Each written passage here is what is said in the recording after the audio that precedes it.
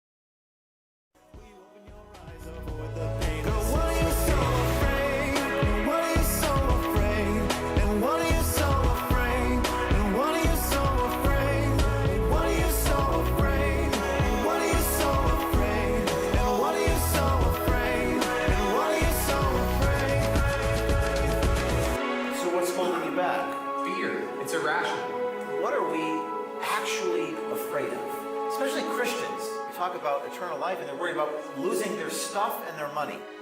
I don't get that at all. Because you don't take any of that stuff with you when you die. None of it.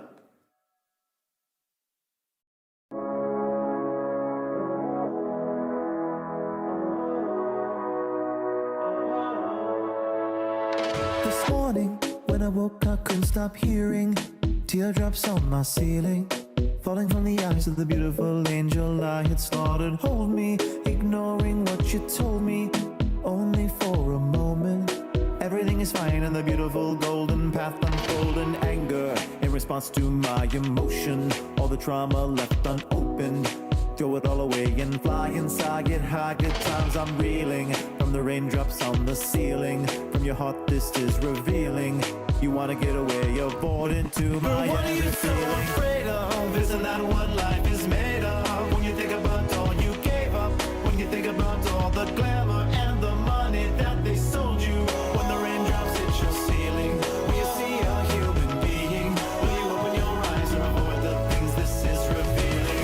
survived what they sent to destroy me. Resurrected like a biblical story. They thought that it was the old me, but it ain't the old me, it's the bold me. I survived what they sent to destroy me. Resurrected like a biblical story. They thought that it was the old me, but it ain't the old me, it's the bold me. Yeah, I'm looking dangerous now. Yeah, they're looking anxious now. Yeah, look at their faces now. Yeah, how did they make it out? Yeah, I had to break it. I'm talking that family curse. Everyone said I wouldn't make it, spoiler alert. Man, what are you so afraid of? Isn't that what life is made of? When you think about all you gave up, when you think about all the language and the bullshit that they sold you, when the teardrops hit your ceiling, will you see a human being? Will you open your eyes, avoid the pain? Girl, what are you so afraid? And what are you so afraid? And what are you so afraid?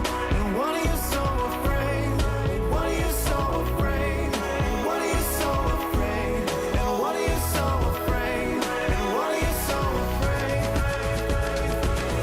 So what's holding you back? Fear. It's irrational. What are we actually afraid of? Especially Christians. They talk about eternal life and they're worried about losing their stuff and their money. I don't get that at all. Because you don't take any of that stuff with you when you die. None of it.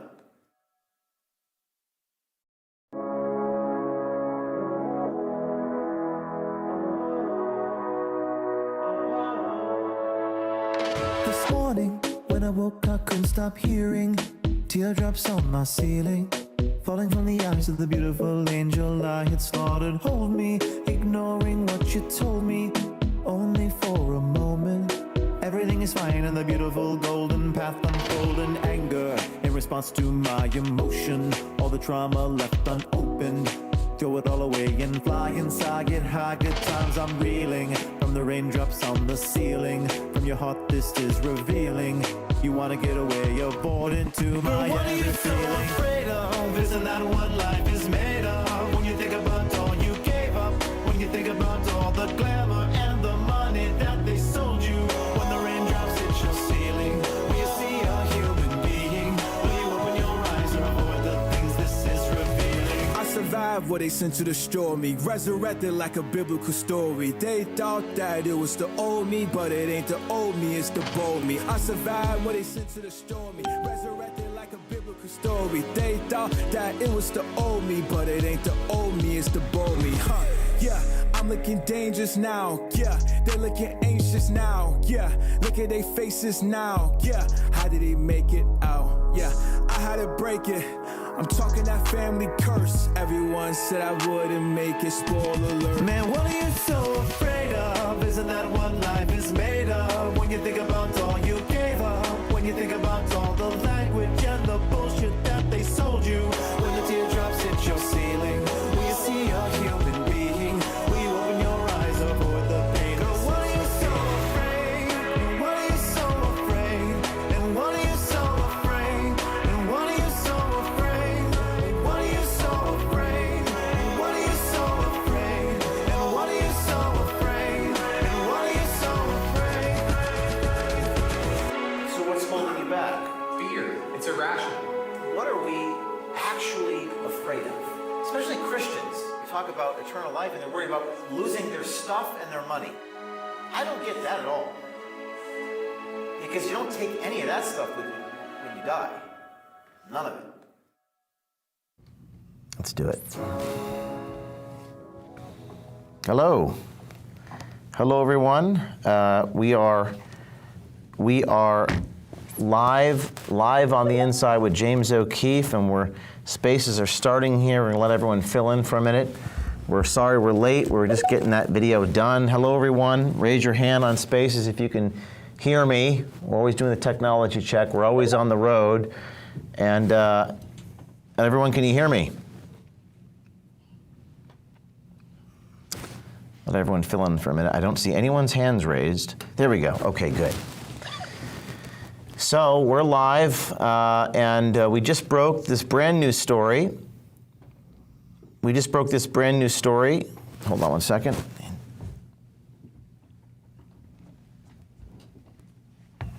Okay. Breaking, spray all of them. Our team physically assaulted by the Eagle Point security guards guarding the secret Ramada San Diego hotel. In today's show, we'll take you on the inside of this secret compound in San Diego, California. We've been to Arizona, we've been to Nogales, we've been to Tucson, we've been to Phoenix, and now we go to the state of California. We were doing a lot of things behind the scenes that you don't know about. We're only publishing a small percentage. But in today's episode, every week, every Wednesday, 4 o'clock, we take you on the inside. We show you what's happening. In today's episode, we take you to the Ramada San Diego Hotel at 631 Camino.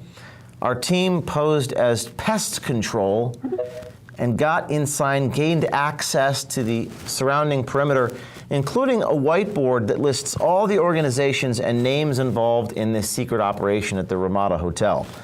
This whiteboard shows the Catholic Community Services of San Diego, the Catholic Charities Diocese of San Diego, and the University of California, San Diego, amongst other organizations. We're going to call them up on the phone, live on the air, something we've never done before.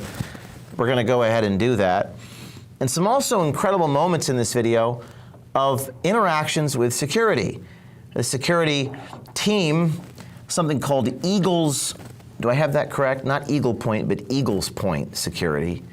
Some type of San Diego security guard company. A lot of interesting interactions with people there. We're going to take you through those quotes, and I'm going to invite people on this show to talk about some of the people working with me on the ground there in San Diego as we take you on the border across the country. So I'm just going to make sure we have everyone on background. We have Corey, Chris, Gio, Caesar. Do we have them on? Let's put them on standby as we go through this video, because I may call on them to talk to you about what we saw. So here we go to the Ramada. Many of you don't know about this one. You heard about the Ramada in Tucson, which, Caesar, was shut down, I guess? They took away the federal funding? Yeah, they completely shut it down. There's no more buses. The place is empty. There's only one staff member who's cleaning it all out. And that was the Congressman Grijalda, I can't recall his name, in Tucson there.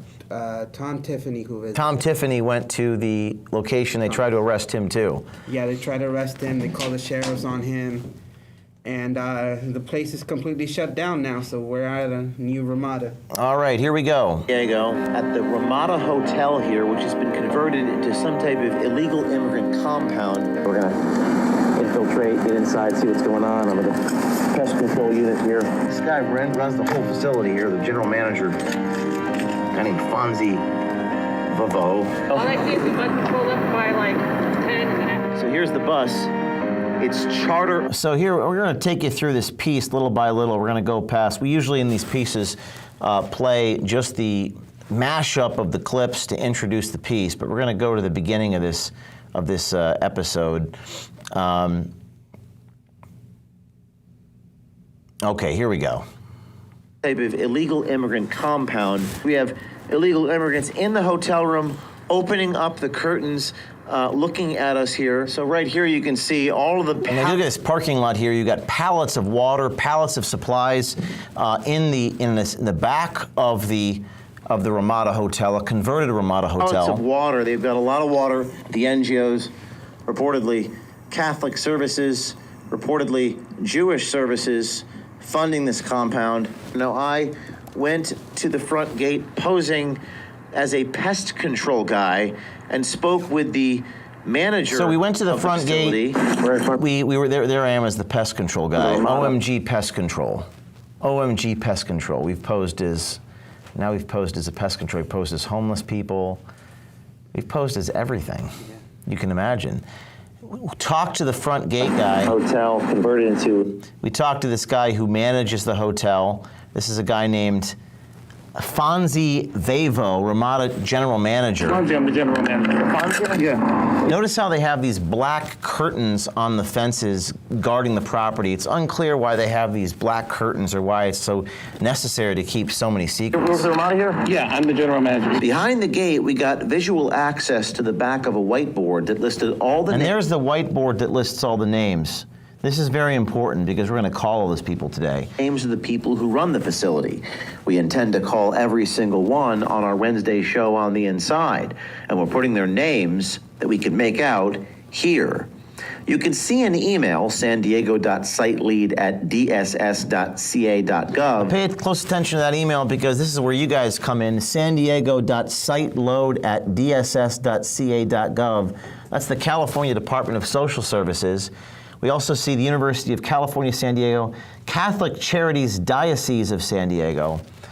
All paths lead to Rome, all paths seem to lead back to the Catholic Church when it comes to some of these investigations that we do, which is the California Department of Social Services. UCSD, University of California, San Diego, we saw people inside from the university helping transport illegal immigrants.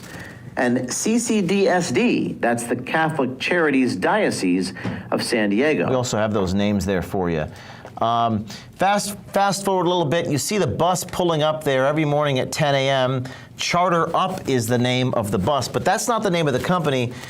Caesar went inside the bus and talked to the bus driver, Caesar, and the bus driver said that he was with Damaris? Damaris Inc.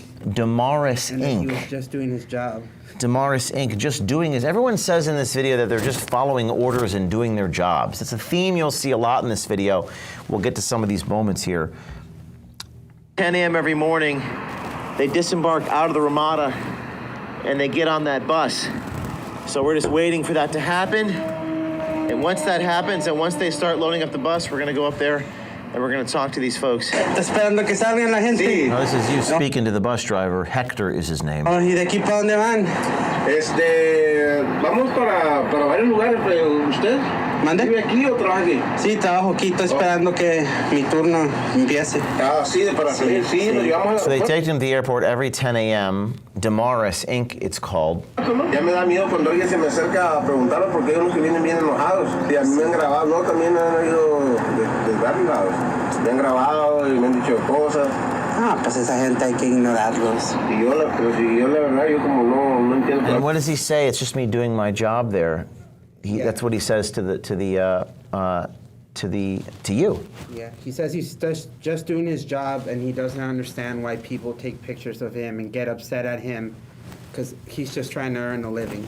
He's just trying to earn a living. ¿Cómo está todo? Yo nomás vengo a andar con mi trabajo. Un día son estas personas, otro día son otras y es parte del trabajo de nosotros. Sí, pues la gente debe entender que todos tenemos que hacer nuestro dinero. Ya de política y eso yo no sé. Sí. Ni los emigrantes que ellos están en la propia zona saben por qué lo están haciendo.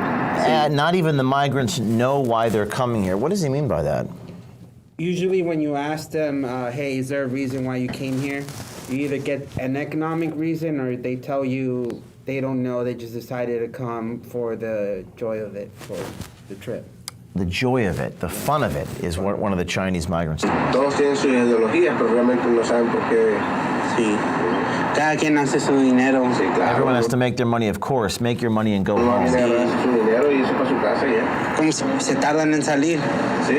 Sí. Poquito aquí parece que a las 12:30 o 1 están listos. Aquí adentro es en los 20. Sí, 21 me dijeron. This is a common theme. You ask these people inside the compound how much money they make, and I don't understand. I mean, they seem to be focused on the amount of money that they're making. Yeah, so it's, for this one, he said they're in the 20s, and they all like to compare, hey, you're a driver, you're making $3 more than me, I'm going to switch over and start driving the migrants around and get more money. Sí, 21. ¿Y usted está como en lo mismo o no? Prácticamente por ahí. ¿Y esa chamarra se la dieron en el trabajo? Sí. Damaris. We learned from the bus driver's uniform that Damaris is the name of the company that transports the migrants, even though the bus says Charter Up. So the Charter Up was the same company we saw in Arizona. The hotel spotted us. They were unwilling to let. We have these images. The hotel sees us present at 10 a.m. and basically tells everyone not to load onto the bus because we're there. And the taxis and Ubers start showing up. Taxis and Ubers they're putting the migrants in these Ubers and taxis because we are present We also have Gio and Chris on the line. Gio's in the room. Is Chris there, or Corey? We'll wait for them. Oh, there you are. Okay. And the name of this bus is called Damaris. Is that right? Damaris. Come on in the shot. This is Gio, who is on location with us, San Diego citizen journalist. And tell us more about Damaris. So they were a cross-border busing company. They have certain contracts that go down from Tijuana up to San Diego and then up to where we are at right now. Their company bought a crap ton of buses recently for some reason, and it seems like they're the main facilitation. So this is a local company in San Diego that is profiting off of this invasion directly. They've been running these operations for multiple years now, unknown that this is taxpayer funded with local funds as well. And they're certainly focused on the amount of money that they're making. Everyone's talking about doing their job, making money. So let's see what happens next. They're loading people into these cars. You see this scene if you're on YouTube and Rumble. If you're just joining us, you're on the inside with James O'Keefe every Wednesday, 4 o'clock, a new investigation, a new movie, always cinematic, very interesting visuals we're about to get to in a minute. And we're joined by a few citizen reporters, citizen journalists in San Diego who helped us identify what's going on here. If you're looking at this video, you see cars coming into the compound, the gates covered in black netting so you can't see what's inside. You're seeing black netting covering the perimeter, and what happened was the people got in the cars, came out. We tried talking to a few of them. Picking up mostly Chinese migrants. I spoke to one of the Chinese men who told me they crossed the border illegally. Are you Chinese migrants? Yes. You are Chinese migrants. Okay. Did you stay at this hotel? Yes. You did stay at this hotel. Your son and you were in this facility. How much did you pay to get into the country? Did you have to pay a fee?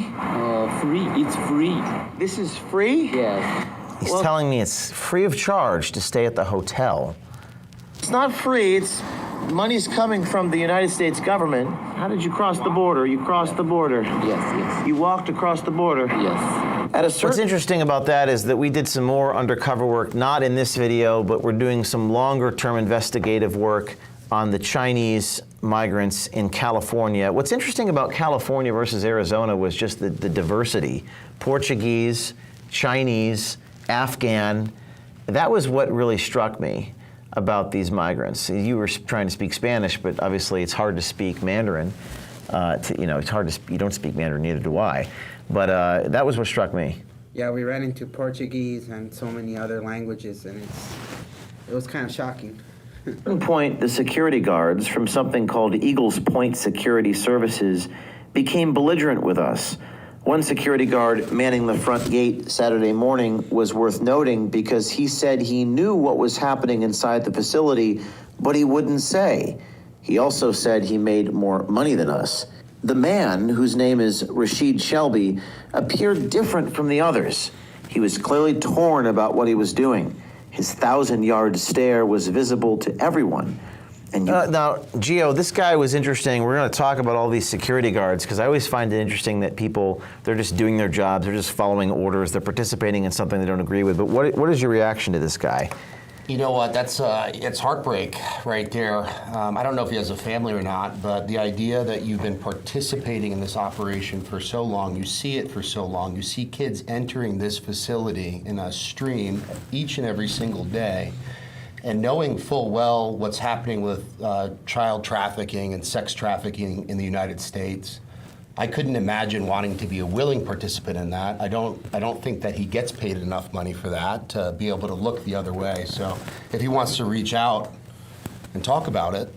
Yeah, we're welcome for that. And we're going to get to his name in a moment. We grappled with whether we should put his name in this video, but we decided to do so. He can still talk to us, and I intend to reach out to this man. Gio, you mentioned child trafficking. We've heard, from Caesar in Texas, which we're looking into, but talk to us a little about Southern California child trafficking. This has been operating under our very nose here in the city of San Diego for a very long time, specifically with this particular hotel.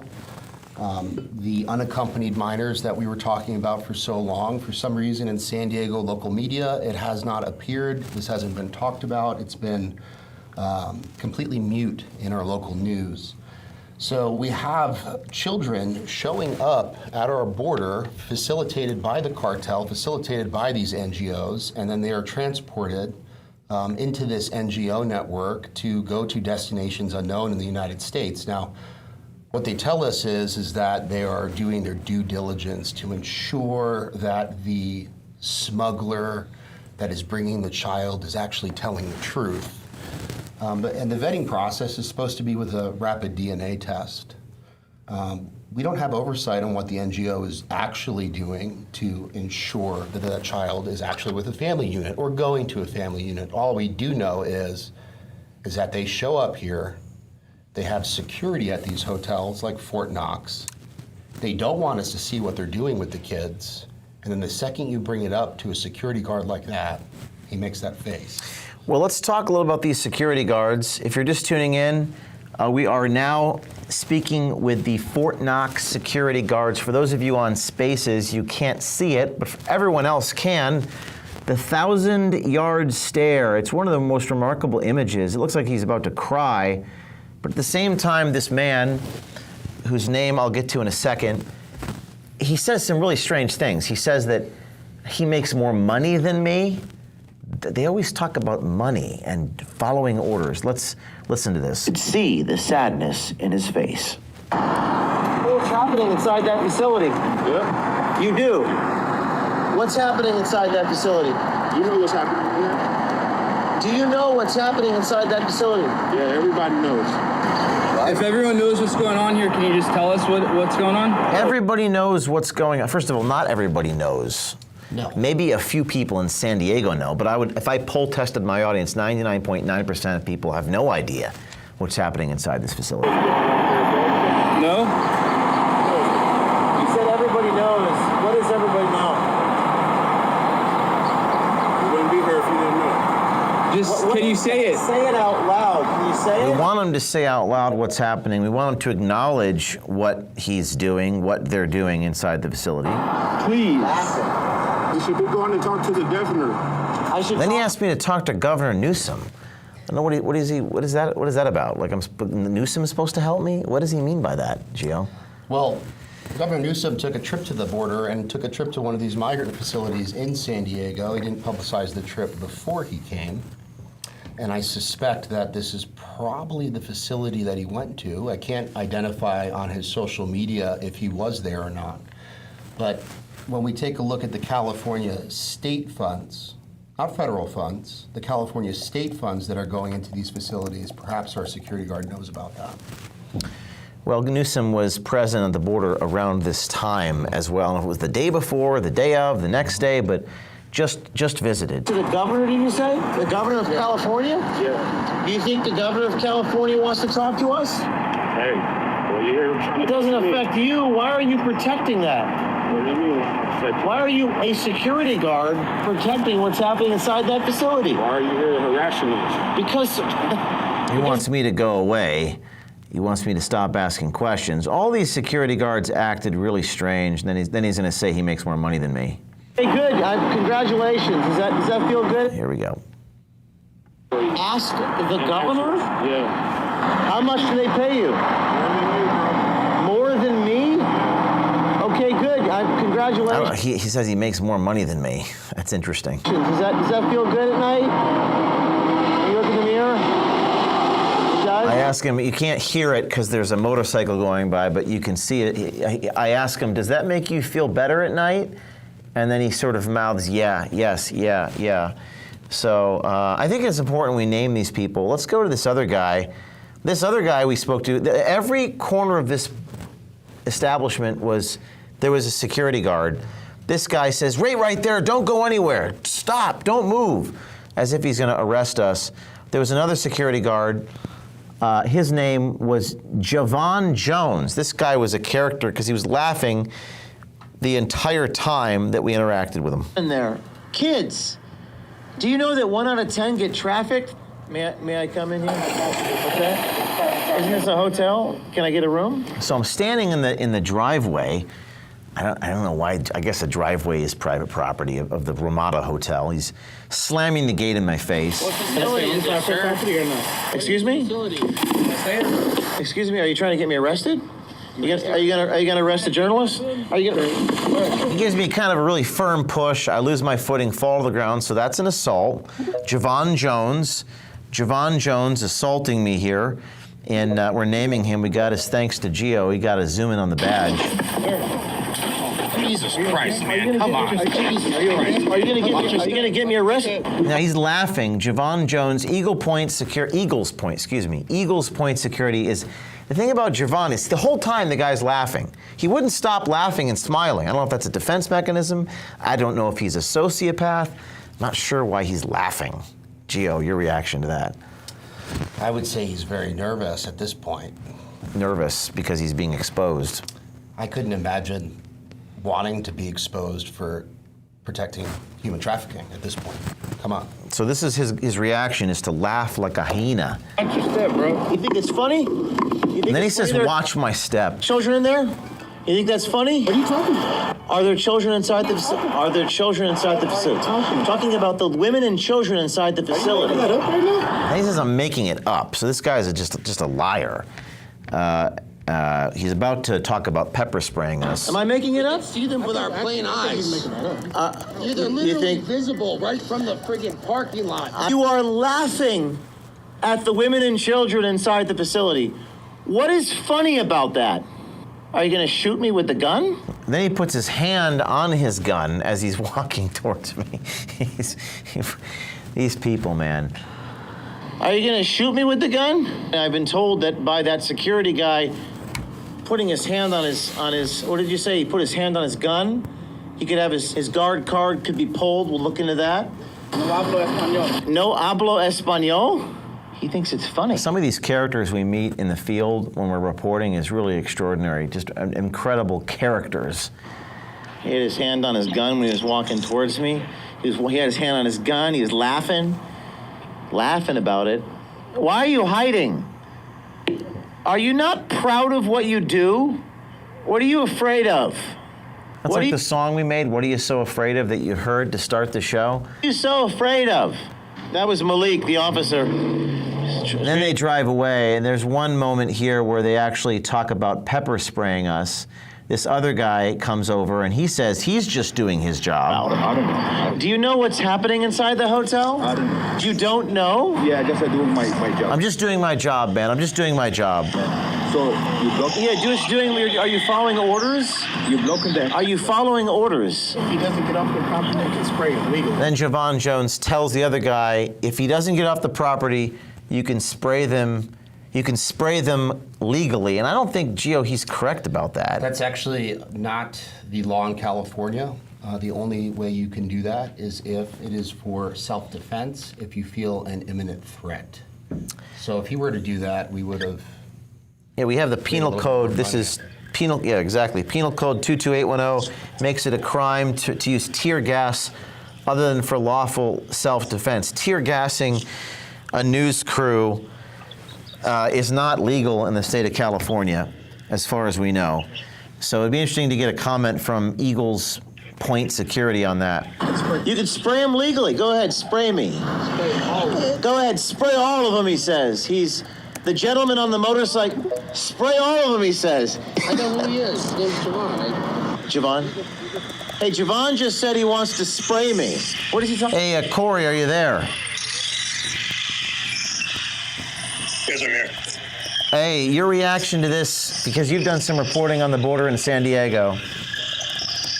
This is just absolutely insane, and the human trafficking component, what the government is complicit in, is just unbelievable at this point. And I think Gio and Chris can get into a lot more than I can, but we've just seen some unbelievable things. I'll leave it at that. And you've, without saying specifically what you've seen, people might be wondering, well, you know, James and the OMG team is interviewing these people and they're just trying to do their jobs. How does this facility at Ramada relate to human trafficking? So we know from sources that that facility is full of unaccompanied minors, along with family units. But then we found out that there's also single males in that facility. Well, it's some of this stuff is unimaginable, and you don't think that it happens, but it's happening right under our noses. Chris, you've also been on the ground. You're on with us. Chris, citizen journalist in San Diego. Your thoughts? I'm actually here right now, and our friend Javon Jones just pulled up for his security duty and his motorcycle, along with 3 buses from that bus company that Jay was just talking about. I'm actually just walking past it right now. Javon Jones, you may want to, Chris, you may want to take out your YouTube video and show Javon that he's live before millions of people and say you're on tape, Javon, and get his reaction. Yep, I'm waiting for him to change over. He came in his little bike uniform. There's about 3 buses coming in. It was strange. I just saw a government employee in uniform walk into the facility. I'm not sure what that's about, but it looked like either Navy or Army full utilities walk into the facility this morning. Wow. So that's interesting. What do you think that could be? Oh, Don't know. Javon Jones walking outside. He's in the middle of the street right now, escorting the bus into the property. You're listening live to a citizen journalist in San Diego who's observing Javon Jones, excuse me, who was going to pepper spray us, possibly shoot me, and then physically push me to the ground because we had that microphone. The pen is mightier than the sword. The microphone is mightier than the gun, apparently, and the television cameras. So he had to use lethal force against us there. Jamal Jones might lose his job over this. We'll see. Thank you, Chris, and stand by. If you see anything, feel free to pop back into the show. We're going to play the rest of this video. Talking about spray him. Pepper spray? Are you going to spray me or what? Javon Jones, we got his badge. We actually got a copy of his badge in the video there. And we also have, there's more to this video. You can watch through it. I think the most important part is that whiteboard in the video, which we're going to hear in a minute. We're going to go through this in detail. We're going to make some phone calls. We're going to do some reporting on the air live for you on the spaces. We're going to make some phone calls. We have the numbers ready to go and try to get people on the phone. We will tell them they're recording them. I understand this is California, a 2-party consent state to record, but I can give them notice that I'm a journalist. They're on the record, and we're going to try to glean more information and crowdsource out what's happening here. And let's go. We have another undercover reporter who was on the scene. Carla, are you still there? Carla. We're going to stand by for Carla. Caesar, anything else you observed standing at that front gate with your hidden camera when we went to that Ramada? A couple of the families I did speak to, about 4 of them did confirm that the hotel was helping get their airplane tickets. And it just goes to show you that after they shut down Tucson, you got another big city like San Diego paying for migrant airplane tickets in the millions. Who is paying for these tickets? Looks like it's coming from federal funds at this point, but you know, when you take a look at an NGO that receives local funds, that receives state funds for the same exact programs, I mean, how do you divvy up the money at that point? Who's responsible for who? The County of San Diego is funding this hotel. The City of San Diego and the Regional Task Force for Homelessness has put funds into this network. We have California Department of Social Services, Ramada Inn, University of California, San Diego, Catholic Charities Diocese. We have about 5 or 6 phone numbers that we're going to call live. Carla, the other undercover journalist on the scene who was posing as an illegal immigrant. Carla, are you there? Carla, can you hear me? Okay, she dropped again. We're having a lot of glitches. We always have cyber attacks, internet problems, but we're also on the road, so it's challenging. Without further ado, I'm going to go ahead and call some of these people. Let's go back to the whiteboard here. This is a whiteboard. You see CDSS shared email on the screen. And I encourage you to email that sandiego.sitelead@dss.ca.gov. We're going to go ahead and call a few of these numbers, so bear with me. University of California Department of Social Services, and I'd encourage you to call these numbers here and get some comments about what is happening. You can go to the video there and you can see all the names and phone numbers which we were able to get access to. This is Nick Hammond. Hopefully we get some people to answer the phone. This is always the exciting stuff. We'll do it live. We'll do it live and ask for comment about what's happening here. Nick Hammond, California Department of Social Services site lead. We're not sure what that's about, and we're going to call. Now, when you call for comment, it's important to double call. The first time they won't answer the phone. So this might take a minute. California Department of Social Services.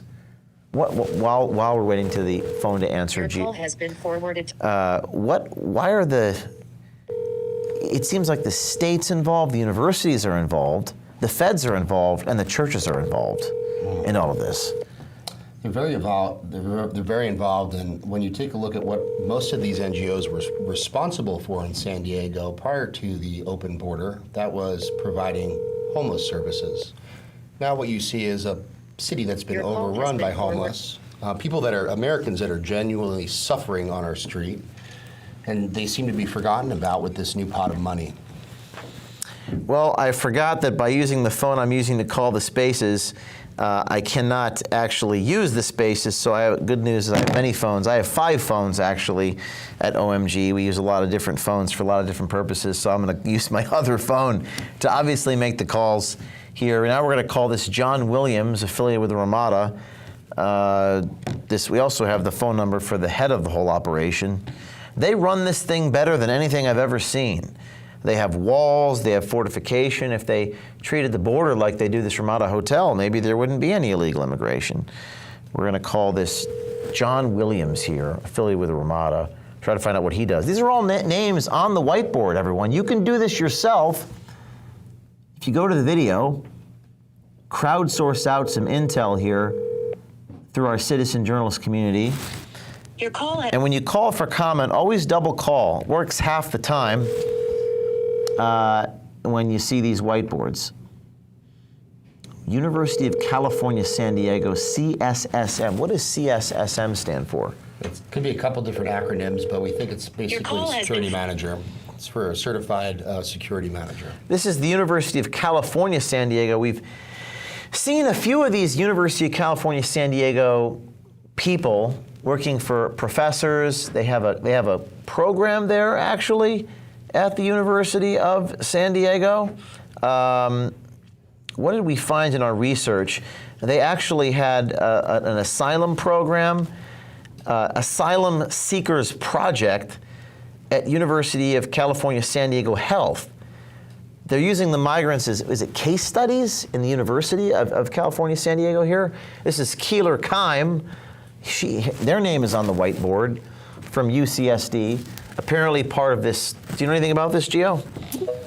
You know, at this point, I can't imagine that they're not trying to do any sort of, a medical survey or testing or, some sort of vaccination program. I think that's probably some of their main focus at this point from what we've seen. We're going to go ahead and call. This is Candace Russell from the University of San Diego, whose name is on the whiteboard inside the secret Ramada Compound. You're live on the inside with James O'Keefe. We're asking for comment for all the people on the secret whiteboard they actually left in the parking lot. So we were able to kind of crawl up under the second story of this sort of perimeter there and zoom in with our Black Magic camera with a 10x digital zoom and get some of these phone numbers. Why all the secrecy if they're proud of this behavior? Candace Russell, University of California, San Diego, site coordinator for the Asylum Seekers Clinic. They're treating the migrants as case studies. We're going to get someone on the phone here and get some reactions. And then we have the Catholic Charities Diocese of San Diego, Refugee Service Director. Always double call. Always double call when asking for comment. It usually works half the time. And you guys could do this too. I found crowdsourcing out crowds, if we could get a picture of that whiteboard, and if we could post that in the thread to the video, we'll put that in the thread so that citizen journalists can call and get comment. And the Catholic Charities Diocese of San Diego. Now, Gio, you actually looked up their 990 Schedule B, and you found the funding. Can you talk about that for a minute? So I've been looking really in terms of homelessness response in San Diego for quite some time, and a lot of these providers have been saying they're providing services for our city, and in reality they're providing services for individuals who aren't even from our country. What we've seen is a massive, massive influx of funding for almost all of the homeless providers. However, the homeless crisis is getting worse, and what we found was that they are distributing funds. They're distributing funds directly, cash grants directly to the illegals, or should we say those seeking asylum, but what we found is there's around $14 million there from the refugee. By the way, we're having a phone call back to us here. This is 916. It appears to be someone affiliated with the hotel. Hello. John Williams speaking. Is this John Williams? It is. Hey there. This is James O'Keefe. Hi, James O'Keefe. How you doing, John Williams? You're with the Ramada, right?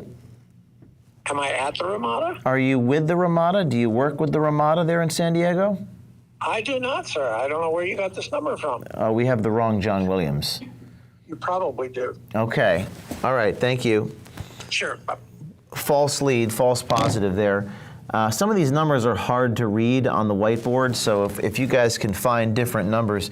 Going back to the Catholic Charities, let's call Cassandra Castellanos, Refugee Service Director of the Catholic Charities. Here we go. And we're going to pull up the tax return there. The Catholic Church seems to be involved in a lot of this. This is Cassandra. Hey, Cassandra? Yes. Cassandra Castellanos? Yes. Hey there. This is James. I just wanted to ask you about the Ramada Hotel in San Diego there. Uh-huh. Hey there. You're involved in that with the Catholic Diocese there of San Diego? Hi, James. Where are you calling from? I'm calling from we're actually we were basically pest control at OMG, and we looked at the whiteboard and saw your name in the parking lot of the Ramada. And right now, you're live on a show with millions of people, and I want to ask you why the Catholic Church is funding this human trafficking, and why she hung up the phone on me. Cassandra, that's a false positive. Excuse me, that's verified phone number for Cassandra. Let me call her again. She hung up the phone real fast. Real fast. If you look at that whiteboard, you can see, where does it say Catholic services there? Where does it say it? Do we scroll down? Your call has been forwarded to an automated voice messaging system. 8053025. Sorry, I'm going to shut the phone down before it says her full phone number, but if we can post that whiteboard, team, go ahead and get that image in the chat there. There's the image. We'll go to the thread. This is something you guys can do. And there it is. There it is. We found the whiteboards. They're in. I'm just going to hold it up to the live screen there. On those of you on Instagram, YouTube, Rumble, we have a lot of people watching this. You can actually see all the numbers. They left the whiteboard open, and we had to sort of crawl up there and get a shot of that. But there it says it. CCDSD. That's Catholic Community Services, Catholic Community Diocese, San Diego.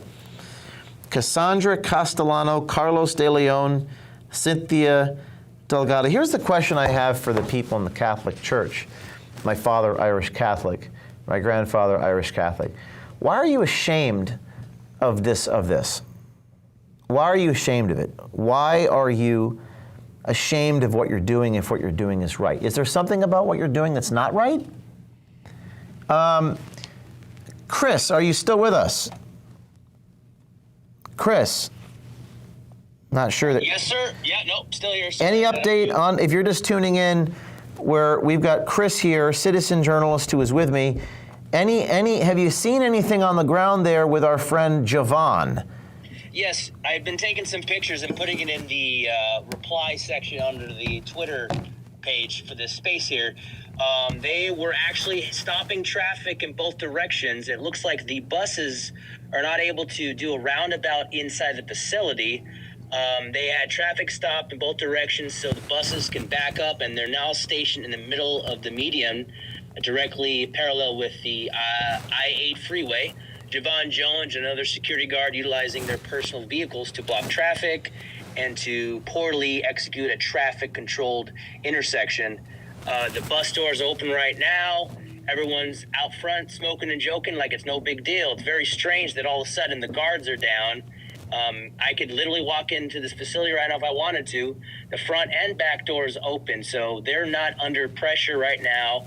They don't think anyone's here because it's midday, I guess, but totally different climate here than it was the other day. Maybe what you want to do is show Javon the YouTube video, show his face in the video, and just say to him, "Hey, sir, you're on YouTube. There's a video of you threatening to pepper spray news media and assaulting James O'Keefe," and you just want to hold it up to him, see what his reaction is there, Chris. Yeah, I'm standing by. I'm waiting for him to come out to talk with this other group of individuals, and then I'm going to shoot up there and engage with him, see if he wants to talk. All right. If you're just tuning in with us, we apologize we were late today.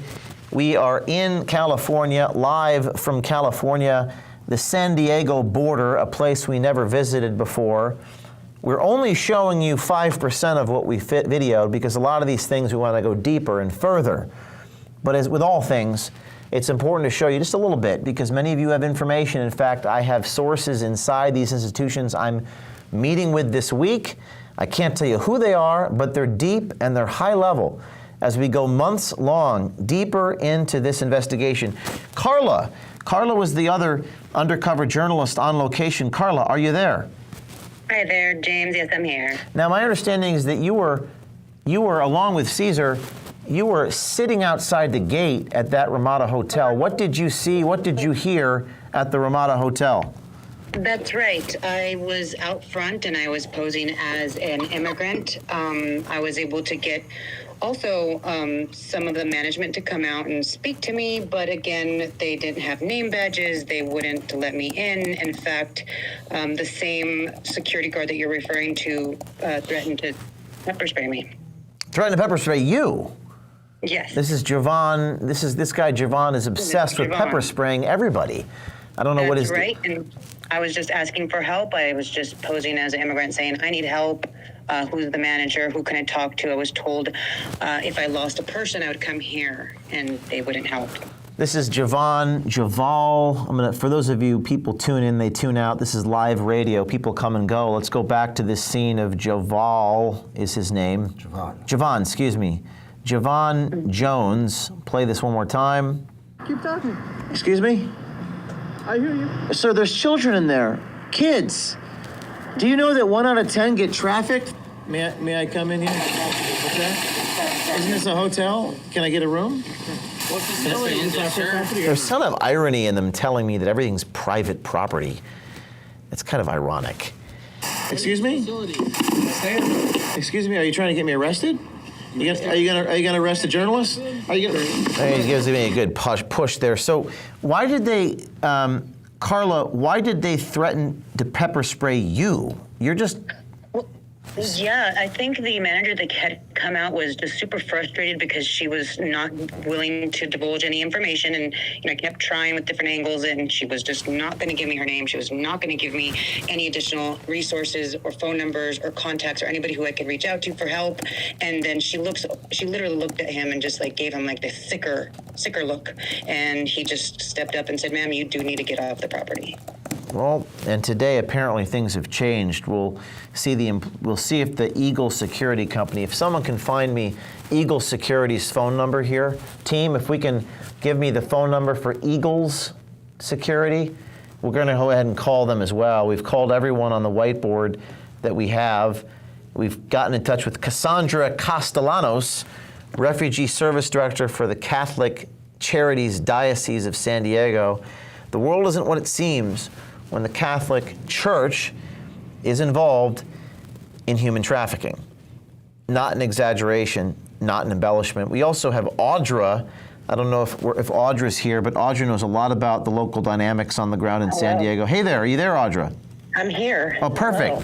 Hello. Audra, your reaction to everything that's on the video, I think the thing that I thought was the most poignant was the face of this man, this security guard, whose name we actually have. His name is Rashid Shelby, who gave us a 1,000-yard stare. But Audra, if you could give our audience a 2-minute overview of the dynamics in San Diego County with the human trafficking, the Catholic Church, and the Ramada Hotel, please. Yeah, so I mean, this is a very large operation. The County of San Diego, has got $6 million from ARPA funds, which is the COVID money that they set aside into a evergreen fund so that they could spend it on whatever they want. So they took $6 million of it, $3 million, and then $3 million again to have this migrant center.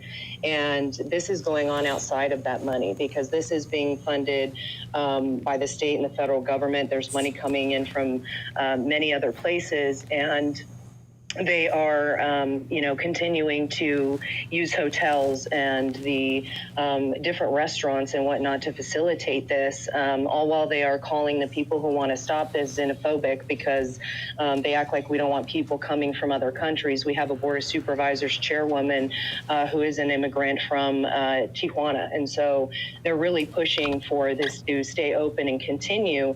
But the problem is that this is putting a strain on all of the resources in the county regardless, they act like they're going to be helping people, say, with homelessness and whatnot, but these people get put on a list. Well, this facilitation of this human trafficking is happening every day, very well, organized, and, they do it in such a way, like you were talking, that there's, they don't want the people to see, and that's the problem. If they're not doing anything wrong, they should be, transparent with the people, especially because it's our money that's this is happening with, and with the amount of children that go missing. I mean, they traffic them, but they're also harvesting their organs. I mean, that's one thing that UCSC... Harvesting their organs. That's quite a claim. Yeah. I would love to get that on video, and the team here is working on that. And I can't... Some of this, Audra, we have so much we're doing that we can't say because it's a 3 to 4 month long investigation. In the early summer, we'll have something massive. But what do you mean by harvesting organs? Well, I mean, it's a big business. I mean, our body is in the $3 million range-ish to part it out. Do you mean we harvest organs against their will? How does that actually work in practice here? Well, I mean, they would be taking these children because these children get lost in foster care. I mean, they bring them and they put them into the system, especially if they don't have a sponsor, right? So these children go missing. So some of them are going to be, a sex slave and whatnot, but a lot of them, aren't going to be any good for certain things. So they will take and harvest their organs and then sell those organs on the market, And it's a big business that happens, not just with these migrants, but, in the United States on a massive level. We have now Audra, a whiteboard image obtained, hidden in the inside perimeter of the Ramada Compound that has all of the names of the different institutions involved in this, including the University of California, San Diego, the Catholic Diocese.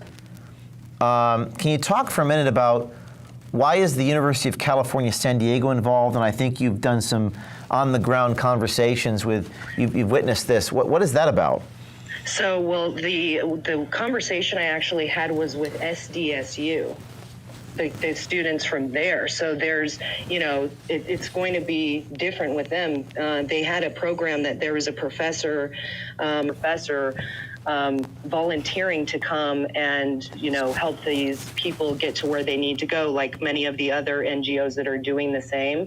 They help facilitate getting them to, because most of them don't even know where to go. They can't speak English. They don't know what's going on with their phone. And so they show them ways to get around, where they need to be to get to the airport, help them facilitate calls to the people that they're supposed to be going and are sponsoring them or their family members, wherever they need to go. But they do it because they want to volunteer and they wanted to help. I'm sorry, my brain just... Well, we also have this image from, I guess, LinkedIn. Apparently one of these women, Keeler Kime, on the whiteboard, which we've conveniently posted underneath the post. One of the things I love about what I do at OMG, O'Keefe Media Journalism, is the citizen journalists doing the work. Some of the best people I've worked with here, Audra, Chris, Gio, and many others, Corey, is they're doing it because they love it, not to get paid to do it. They actually care about getting to the bottom of this. And there's many people listening asking, hey, James, what can I do? Right? That's what we always say. Oh, James O'Keefe, what can I do? Well, obviously you can donate, but you could literally do research on your own into these people. Call them up and ask for comment. You can do that. You don't need a journalism degree to do that. We're doing it live, on the air, right now, right here. Keeler Kime, Audra, University of California, San Diego Asylum Seekers Project. Do you know anything about this? Well, that's the thing. There's all of these different, I'm not sure exactly about that one, but there's all these different projects or entities that are intertwined and they all help each other, whether it's the international, Welcome Corps, and it's our government, it's the UN, and they work with all of these NGOs. They even have a rapid response team in San Diego. So there's so many things that they're using to facilitate this. That's why the web is so vast and wide and the hole is so deep, because this isn't just like one or two charities that are coming in. This is a massive operation around the world that is happening to get people here and figure out where they need to go. This is really a massive operation. This is a huge infrastructure. We have a flow chart we're going to post. This is the Catholic diocese, this Cassandra woman who just hung up the phone on me before is listed in this flow chart. She's in refugee services. Refugee services. Churches, here's the question of the day. When we go to lightning round here in about 15 minutes, should churches have to file, and there's going to be people that are divided on this, First Amendment advocates, I understand, should churches have to file a public 990 tax return if they're facilitating human trafficking? Because remember, they don't. Actually, the Catholic Charities is a 501c3, and we do have their 990, but we saw that in Tucson. We got a few more phone numbers here, team. I wonder if we could just go ahead and call them.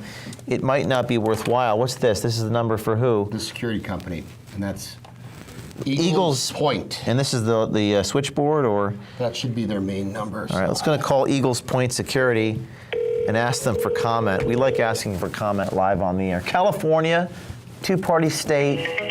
I have to tell them that I'm recording. In security services. If this is an emergency, we're on hold. Please hang up and dial 911. Maybe you can get them on the phone, and when you do so, come right back and say you're on the air. Live recording in front of millions of people. Let's call a few more numbers from this whiteboard, and then we'll go to a few more guests and get some more. I'm going to call some more of these Catholic. May I borrow your phone, please? He's on my phone, so we have multiple phones at OMG. We're going to go ahead and call Carlos De Leon, Catholic Charities. By now they're having the internal meme of like, this is fine while the flames are burning. That's what's happening right now inside of this organization. This is Carlos De Leon, Catholic Charities, Diocese of San Diego. We're going to ask them his involvement. Oh, we have someone on the line? Yeah. We have two people on the line. Let's see. Let's see if we get through. Yeah. Eagles Point. Eagles Point Security and Catholic Church, San Diego.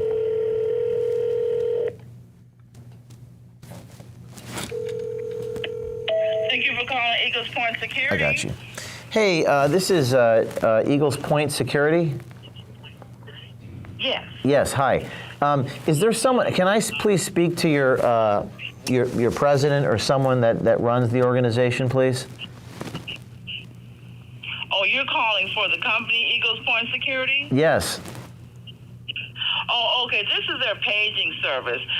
What I'm supposed to do on this line is get the property name you're calling about, sir. Oh, I need to speak to someone. This is very urgent. This is very urgent. I'm a reporter calling from the news media. Information. Yep. That's what I'm saying. I'll try to Give get me the the information. sales What is the Yeah. property name you're calling about? Yeah, we'll put you on with my colleague. We're gonna get you that information. I'm so sorry. I think I probably. So we're gonna go ahead and trying to get let's call Cynthia Delgado from the Catholic Diocese of San Diego. Here we go. See if we get these people on the phone and tell them they're live on the air here. That's 619. It's important, double call if you're asking for comment. These are the names, again, on the whiteboard. Anybody can do this. The whiteboard in the parking lot. Carlos De Leon.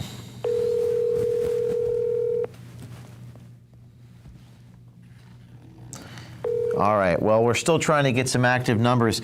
Audrey, are you still there? Yes. Yeah. So this is quite the infrastructure they have with all these different organizations and institutions. What's the most important thing for people to know about this infrastructure and what the story is? Is it the human organ harvesting?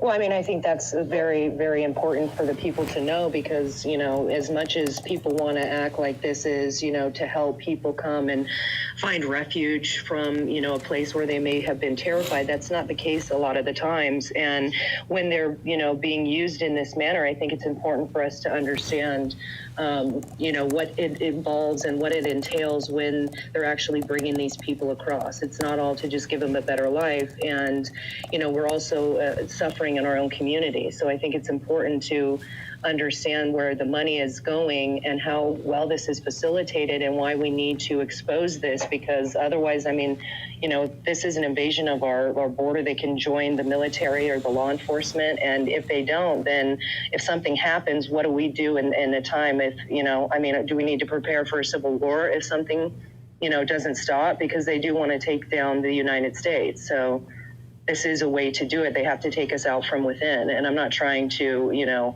make people afraid, but this is something that is very serious. It's not just a matter of the money that's being spent. It's the threat to our nation and even just our community here in San Diego.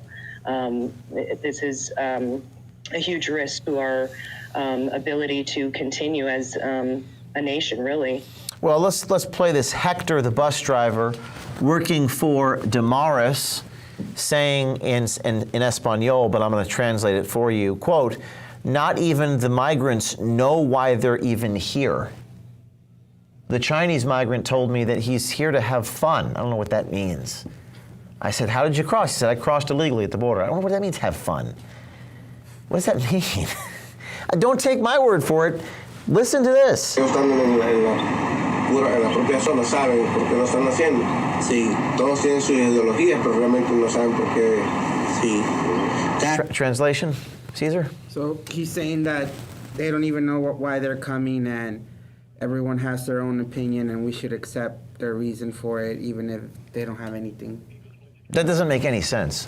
Hey, I'm sorry. What was your name, sir? Hello, can you hear me? This is Oscar with Eagles Point Security. Hi, Oscar. My name is James. I just want to make sure who I'm talking to. Where do you work in the firm? I'm the Vice President of Operations. Oh, perfect. And your name is Oscar what?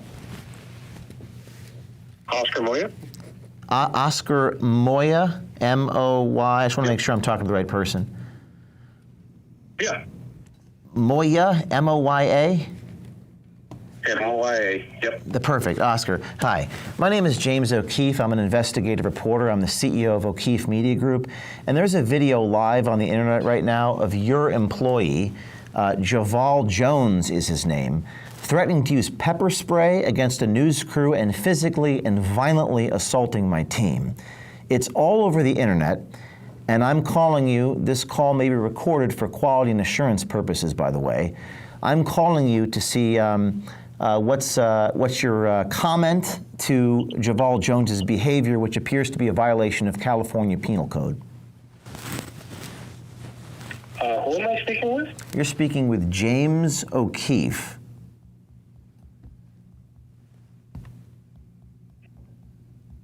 All right. And you're calling from what business?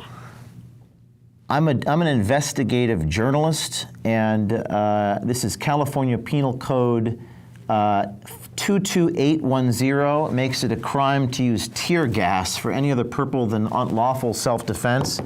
And if you give me an email address, I can email you the YouTube video, which is posted.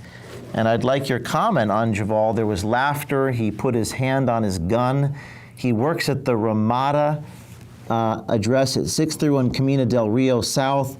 The internet is burning alive with people wanting to understand why this man was threatening to pepper spray journalists and threatening to shoot journalists while laughing. His name is Javal Jones. Can you confirm that Javal Jones works at your company, sir? Jovan. Jovan Jones, excuse me.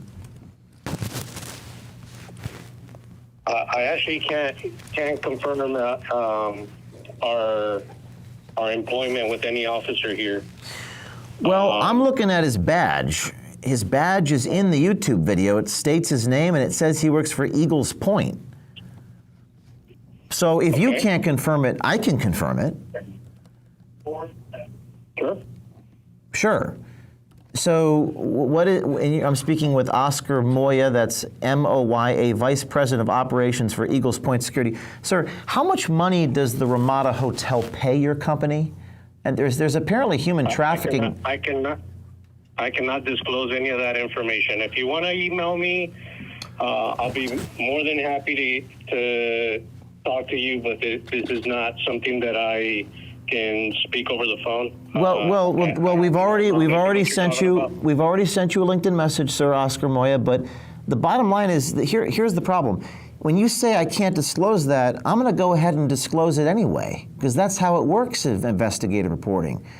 This is federal money, this is state money, this is county money, and we're talking about women and children. And the public has a right to know how much money your firm, that's Eagles Point Security, and I don't know whether you're a good guy, bad guy, doesn't matter. The public has a right to know the money that you guys are getting to help traffic these people. And you know why they need to know that? Because your security guard is on video threatening to pepper spray a news crew and putting his hand on his gun, which is a violation of California Penal Code. Allow me speak for a second. Just an FYI, we are a private entity. We're not really, like I understand your political views. We're not really in control of the political views. I might have the same opinion as yours. However, as a private entity, we do provide service to the public. So technically, we are a private entity that is hired by another entity to do the service. What company hires you? Like, I'm sure you know what company it is. So the question that you have should not even come to me, us. Like now, I kind of have to disclose a third-party permission. Well, yeah, I'm going to disclose everything whether you want me to or not. But I'm asking a deeper question, which is, well, first of all, I'm asking a practical question. Javal Jones appears to have violated California law by gleefully gloating and bragging that he's pepper spraying news journalists. What are you going to do about Javal Jones, sir? Absolutely. We're not supportive to any employee is acting not within the company procedures. So a proper course of action will be taken. So trust me on that. Hold on. I just want to repeat. A proper course of action is going to be taken. I would like to know from you what that course of action, please, is going to be. Course of action will be taking. It's sort of a little breaking news here. The Eagle Point Security Vice President of Operations is telling us that a proper course of action will be taken against Javal Jones. Sir, have you seen the video? We just sent it to your LinkedIn and email. Have you received that, please? Do you expect when you call me, I'm going to address it personally, or it has to go to HR, and then you get called in the office, we'll verify the circumstantial behind the ESC. Once we investigate, definitely we'll take a course of action. If he's in violation of any of the company policies, a proper course of action, of course, will be taken. But if you ask me right now at this moment when you just send me the video, I understand. I understand that. Yeah. However, if you know do you know off your top of your head if a man inside your company talking about pepper spraying journalists is it safe to say that would be a violation of your company policies? I cannot. You cannot say that. Okay. Like, I cannot say unless I fully investigate. Like, let's say he's defending his life, for example, or defending another party. Defending his life? Violation? Like against Fox 5 News and like NBC News? What do you think? That the microphone is going to be a threat to his life? Listen, you're asking me what is my view. I told you it's based on the case. So we have to review it before we make our own finding, correct? I completely understand. You're going to give me your email address, sir, please? What is that? I've sent you a LinkedIn message. If you could please give me an email address that I can send you the YouTube video, and we'd like to know the course of action that your company is going to be taking against Jovan Jones. Can you provide that email to me? Sure. You can send it directly to info@eaglespointsecurity.com. Info@Eagle, that's plural, Eagles Point. Eagle with an S. Eagles. Security.com. Is that correct? Yes. Yes. Just two more questions. Yeah. Since I have you on the phone, may I ask who I'm speaking to? For the third time, you're speaking to James O'Keefe. You guys often ask me like what news company I'm with, as if it matters if I'm the New York Times. We actually have a bigger reach, frankly, than CNN. We've got about 5 million followers. And this video is going viral. Everyone wants to know about Jovan Jones. This guy's famous for what he's doing. Pepper spraying journalists, putting his hand on his gun, laughing like a hyena. The behavior here, and the reason why people are so outraged, sir, just let me finish one more sentence, is that the human trafficking, I don't know if you know this. Do you know what happens inside that Ramada facility at 631 Camino? I'm familiar with the location. We are more in charge of the outside perimeter. Whatever inside is not really, we're not even allowed to go inside, so I can only speak on the security premises. Okay. But, to be perfectly honest, I want to share my political views, so I could be actually agreeing with you on some of the statements you're mentioning. Okay. But from a business views, our job is like, let's say you disagree with someone on political views, but on a business level, we're basically a private party. Any public people can call request service. I understand, but but just hold on. With respect to my political views on my personal political views, so I'm pretty much, I can say I do agree with you, but I have no control on it. Well, I appreciate your candor, but it's not about whether you agree with me, because I'm not saying anything political. I'm just going back to something you said. You said that you are the vice president of, for those of you, you're the vice president of operations for Eagles Point, and you said to me a moment ago that you only know what happens outside the perimeter.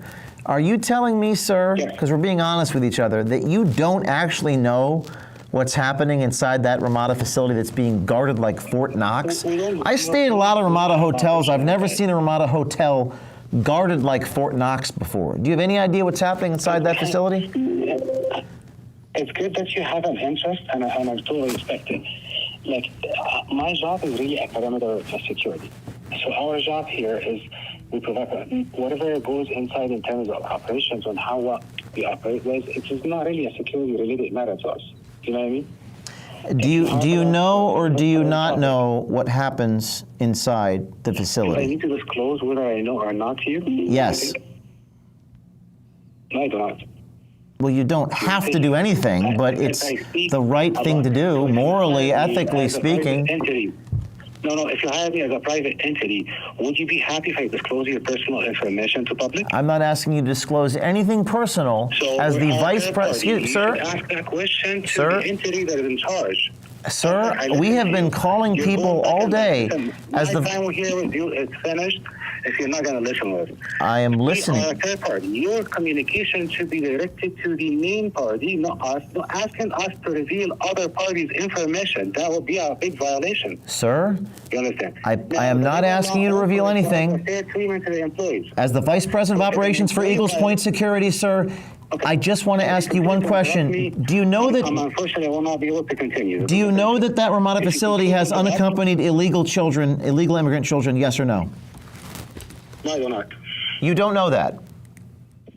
Yes, I do not. You do not know that. I'm taking you at your word. And I'm not at liberty to speak about other people's private I'm not asking you names. I'm not asking you anyone's personal information.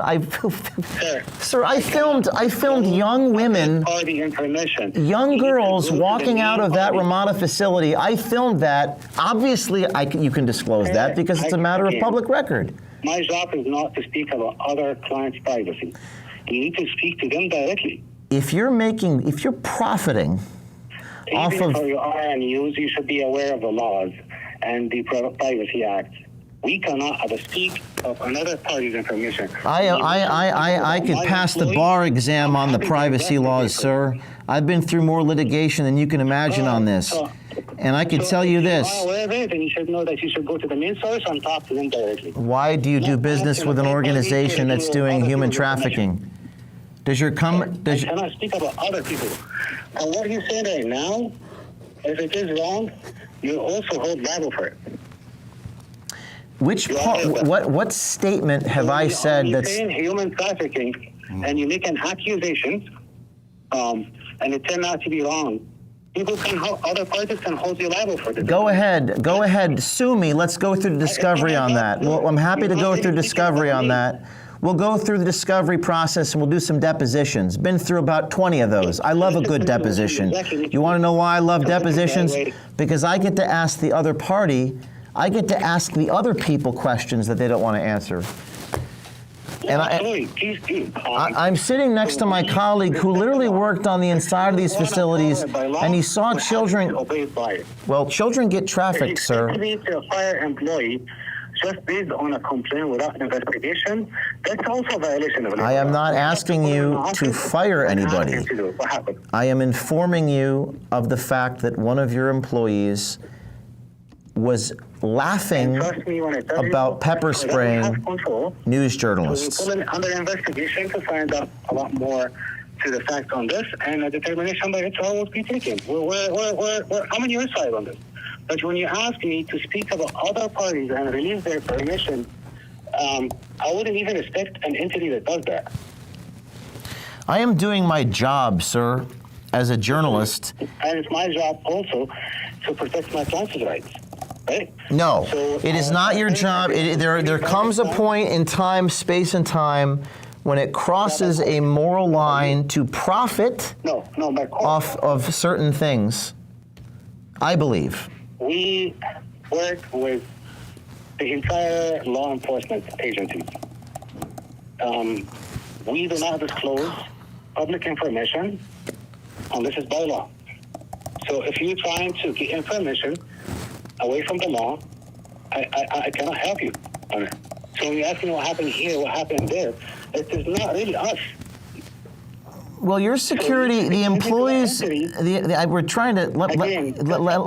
I have to get this. I have to get this sentence out. I have to get the sentence out. Your employees are all on video, and they're telling me they know what happens inside the facility. So. And the camera's visible. It's not like I invaded anyone's privacy. I informed them I was recording them, and they told me something that you're not willing to tell me. A private security officer. What's that?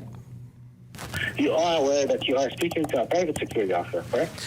No, I'm aware that I'm speaking to the Vice President of Operations. Are you the Vice President of Operations? When you were talking to the officer on the site. Are you the Vice President? Are you the Vice President of Operations? Sir? Right now, we're talking about something, correct? Yes. Right now, we're talking about a subject of an officer you're speaking to about information about a third party, correct?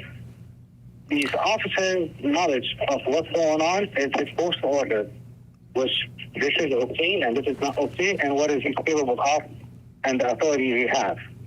That's as far as he goes. And when you're talking to me, as far as I can go, I can assure you I will take proper course and action. If this employee proven to be in violation, we will, trust me, we'll handle it. And that's info at Eagles. That's info at eaglespointsecurity.com. Eagles with an S. You got it. E-A-G-L-E-S. The video is in your inbox, and you will see the pepper spray. You will see the hand on the gun. You will see your employees telling me they know what happens in your facility. And as far as your comment about privacy, It's not my facility. I wish it is, but it's not. well, you're profiting off of it. You're making money off of it. It is not our property either. Part of your income. You can go request a service to your property. For us, we don't really have a political or views on customers' requests. We only our job is for a security service. I see people misunderstand or, oh, because we're here, we're the one that making the decision. Well, it's an assault, sir. It's a private entity. I hear you. We're not talking to each other here. It's an assault. The guy pushed the newsman. You're talking about the violation. Got it. Both things. So let me do the work on this one, and trust me, we will handle it properly. Thank you for your We're not hanging up the phone on me. I respect you for not hanging up the phone. I appreciate you listening, and we're very passionate about this. And I just want to say this, please. I know. Here's why we're passionate. Because of the children You don't need to ask me, because that walk out, little girls that walk out. All is this on video. It's not like I'm making this up. Little girls walking out, and 1 out of 10, they get trafficked, they get raped. It's a big if you deal. call me on my personal line outside of business, I can speak freely about my personal views. Okay, I don't want to know your personal views here. That's private information. The employment and the firm, I cannot really speak my. I will do that. You know where I'm coming from? I will do that off the record and on background. I do not want to know your personal views. I only want to keep this professional. And thank you for staying on the phone with me. I respect you for that. You're a gentleman for that. However, and thank you for telling me you're going to look at the course of action taken against Javon Jones. I appreciate that. However, you and I have a disagreement. You and I have a disagreement, and the disagreement is simply a moral one. Private companies profiting off this madness, it's a problem in the United States, and it's something that we will get the financials, whether you give them to us or not. We are a business for profit. We're not a business for non-profit. Well, that's the question, isn't it? That's the existential question in this country, isn't it? And we will get to the answer to that. But thank you for your time. I want to let you get back to work, and we'll talk soon. Oscar Maya, thank you so much. Sounds good. Okay, bye-bye. If you're just tuning in, you just heard a very long conversation between me. That's a 20-minute call between me and the Vice President of Operations for Eagles Point Security, which is the company, Gio, is it safe to say that they're making money off this? Making money, profiting off of this whole deal? This illegal immigrant? Well, it absolutely is. And, while you were on the phone, I was taking a look at some of the grant programs that are allocated to nonprofits, and the California State Nonprofit Security Grant Program exists, where the state gives funds directly to these nonprofits, and Jewish Family Services of San Diego is one of them. So perhaps they spent that money on this security company. Again, California taxpayer-funded security. Taxpayer-funded security. Chris, are you still there? Our citizen journalist on the ground on location. Chris, can you hear me? Yes, sir. Chris, did you hear that phone call? Yes, sir. I was half tempted. I was waiting for Javon to step out and say, hey, got your operation boss, Oscar, on the line. Would you like to speak about your situation? I didn't know that you were with him. Yeah, I would have gone to you, but your thoughts on what he said I don't know if you could hear all that, Chris, because you were on the ground. What are your reaction to the vice president? So I've been in rooms with people higher up in Fortune 500 companies, and the way that he was talking it seemed pretty genuine. He definitely has, I think, similar to what you spoke about, the other security guard with the 1,000-yard stare. There's something going on there. Somebody knows something. It's obviously, they might be at the perimeter, but they hear stuff, see stuff. Anyone that does security knows you observe and report everything. Yeah, I want to compliment Oscar Maya, even though I was intensely passionate with him. I have to be. That's part of my job to get the information that I need. But I want to compliment him for not hanging up the phone. Good on him. And number two, I did not want him to say his personal views about the immigration, because that's irrelevant here. To some degree, I don't want to state his political views, who he's voting for. I don't want to put that on blast, because obviously we're live on the air, and he knows that I'm recording the call. I don't want him to say that. but I can speak to him off the record at a later time on background. But Chris, it appears to me, as hypothesized, that we probably could build a relationship with some of these security officials. Chris is referring to the 1,000-yard stare. For those of you on Rumble, YouTube, Instagram, just watch this. Happening inside the facility, but he wouldn't say. He also said he made more money than us. He looks like he's about to cry here.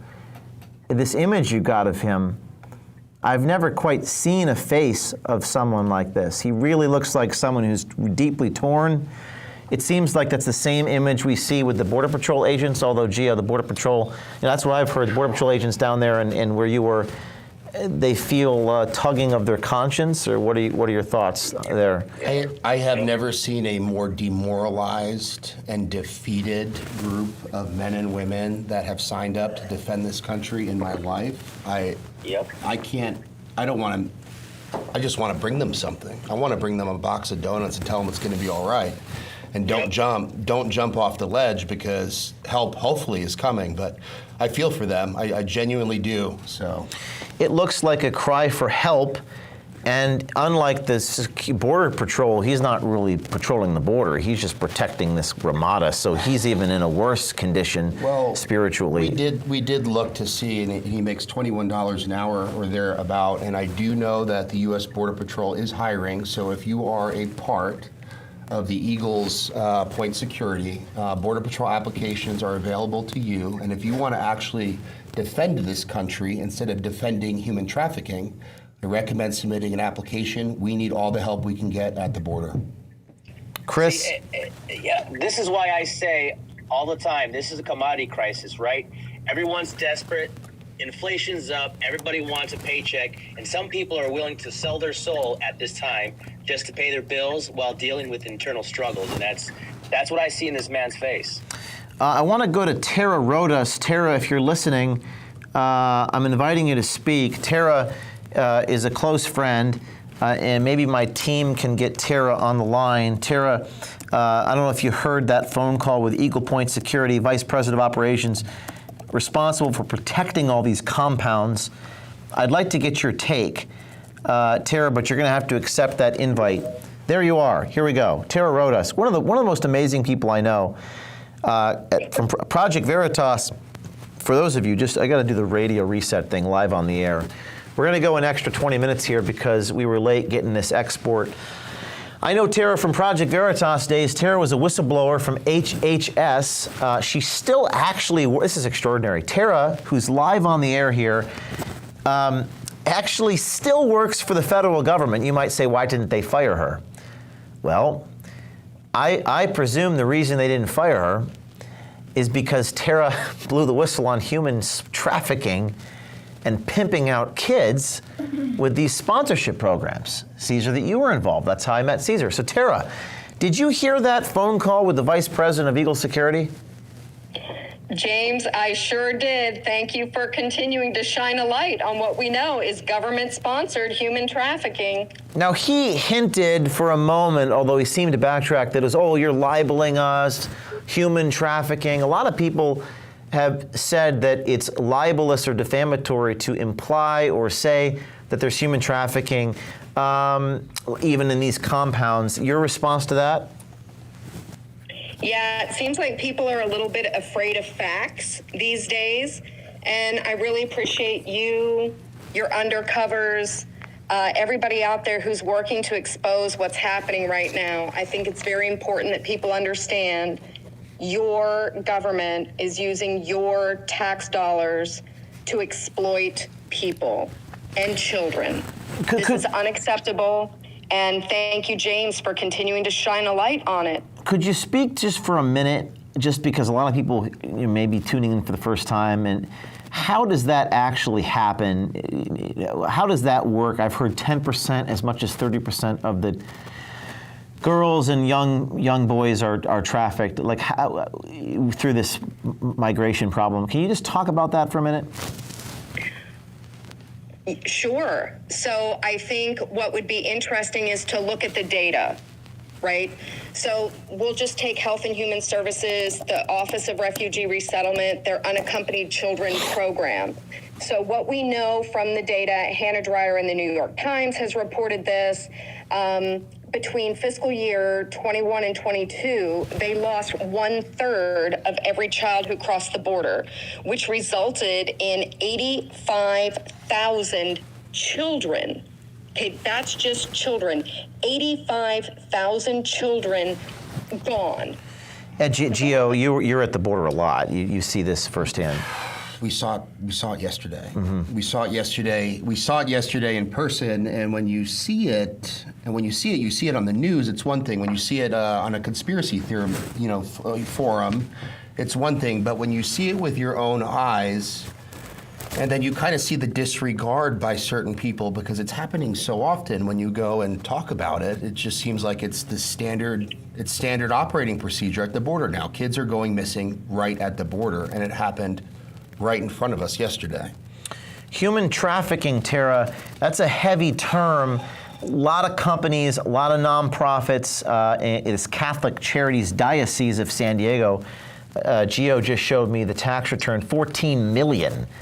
This is big money. Absolute power corrupts. Absolutely. Power tends to corrupt. Money often does corrupt. It's just the way the world works. You have so many groups making money off this, Tara, and I don't know how to report this without any other way. It seems like they're making money off of human trafficking, human transportation. Tara, how do you describe it?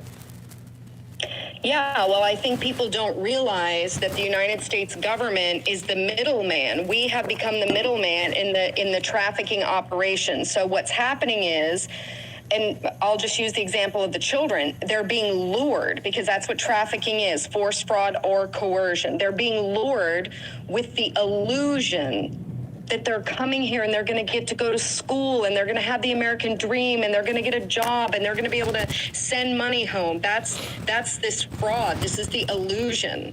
And what happens is they have to pay the smuggling debt. They're all in debt bondage. They have to pay the debt to the smuggler to get them to the border. But then once they're at the border, the U.S. government is funding the transportation. There was an incredible MVM whistleblower, Carlos Arellano, who I know you've heard of, who talked about how they are paying the transport for all of the children to one of the facilities. And then once HHS makes contact with a supposed sponsor in the U.S., then MVM picks up again and delivers them directly to the sponsor. So unlike drugs that are a one-time use, James, these children are viewed as commodities. And right now, so-called sponsors are collecting these children to use them over and over again, day after day, whether that's in labor trafficking, which has been documented all across the country. There are children working in slaughterhouses. There are children working overnight shifts. But then, even Dr. Phil, he was just on the border with Brandon Judd, who said, we know for sure that some of these children are being shipped to sex.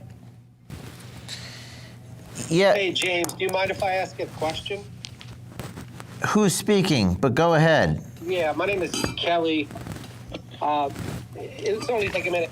Hey, Kelly, hold on one second, because I want to get back to Tara, back to you. I just have to hold on one second. I just got to do a reset for a moment. This is live radio. Thousands of people come, thousands of people go.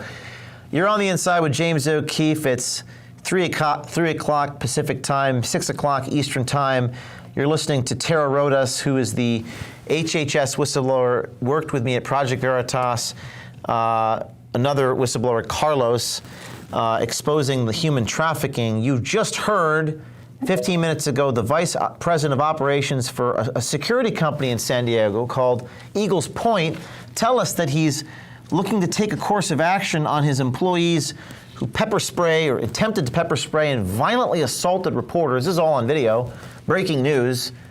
At the Ramada Illegal Immigrant Compound, the vice president of operations also telling me Well, it might be libel-free to suggest that we're involved in profiting off of human smuggling, but the reality is human trafficking, a percentage, perhaps 10, perhaps 30, perhaps 1 out of 8, we don't know the exact percentage of these little girls and little boys get trafficked. And it is a remarkable video, perhaps the most remarkable moment, the security guard on tape almost crying because he feels horrible that he's working at a facility like this. All of these people you've heard, ladies and gentlemen, all with the exception of a couple, have been volunteers. Tara Rodas still works for the feds. That's amazing. What bravery. She could have gotten fired or pension taken away, but they don't want to fire her because they don't want to create more news and draw attention to what she's exposed. Gio, Audra, Chris, Corey, countless others here are doing this because they care. We get threatened to get sued. I'm getting sued. I'm getting sued by the company I founded is still suing me. More on that later. And we have to indemnify all these journalists if we get sued. It's one of the harder parts of my life to raise all the millions of dollars to pay all the lawyers to stand on First Amendment principle. And that's one of the things that we have to do is figure out a way to do this journalism without fear or favor, impartially. Nobody trying to threaten us, to stop us. A lot of people trying. No one has yet fully succeeded. It takes a lot of money to pay the bills, to pay the legal bills in particular. We have a lot of volunteers actually this trip. One of the things that people have done is that they've given us free lodging. We've saved tens of thousands of dollars by staying in supporter homes, and we appreciate that. And I also want to thank the people who are sponsoring us, the Wellness Company, for being a great OMG supporter. 15% discount on their medical emergency kit. I don't take days off. When I get colds, I don't even sleep. I just keep working. So I take their vitamins. I took the ivermectin, which actually worked. I almost got pneumonia. And we were in the desert. It was that, by the way, you think California is sunny. Every time I'm here, it rains. I call it the O'Keefe curse. It's raining right now, this thunderstorm right in Orange County. We're in the desert. It's like 60-mile-an-hour winds. The raindrops hurt when they hit my face. This is not what I think about when I think about California desert in March. But that's the weather in California. I say that because you might need vitamins, you might need ivermectin. twc.health/OMG, that's twchealth/OMG, code OMG to save 15%. Support them. They've helped me. They've helped my health. Support them by going to twc.health/OMG and using the code OMG to save 15%. And also, if you have a house that you want our volunteers to stay in anywhere in the country, we could use that as well. Tara, back to you. Tara Rodas and my other friend who had a question, and then we're going to go to a quick lightning round. Sir, are you still there? I don't know if he left, but he may have left. Tara, any other thoughts? I have a question for you, Tara Rodas. What is the thing that we need to get on video that we haven't gotten on video yet when it comes to exposing this child trafficking issue and illegal immigration? Okay, James, what I think that you should try to get on video is you've got a lot of the children being dropped off, right? You see them going into the facilities. What would be very interesting is to get some video of them once they are released to their supposed sponsors. Yeah, because how is it? And this is just a question that every one of your listeners should think about. How is it that the U.S. government has spent $5 billion a year to lose 1/3 of every child they bring through this one program? How is that possible? How is that possible? And are you okay with that? And I think you all should just think about that and continue to follow James and see what kind of interesting reporting that he gets. It's very important that we highlight these issues. These are real human beings. These are real human beings. And these children, without help, they have nobody. Nobody is coming for them. Okay, I'll go to you. And so thank you, James. I thank you, James, for airing the story about Aaron Stevenson, the DH whistleblower, exposing that these children were going to known sex traffickers and MS-13 and 18th Street gang, which is why I contacted.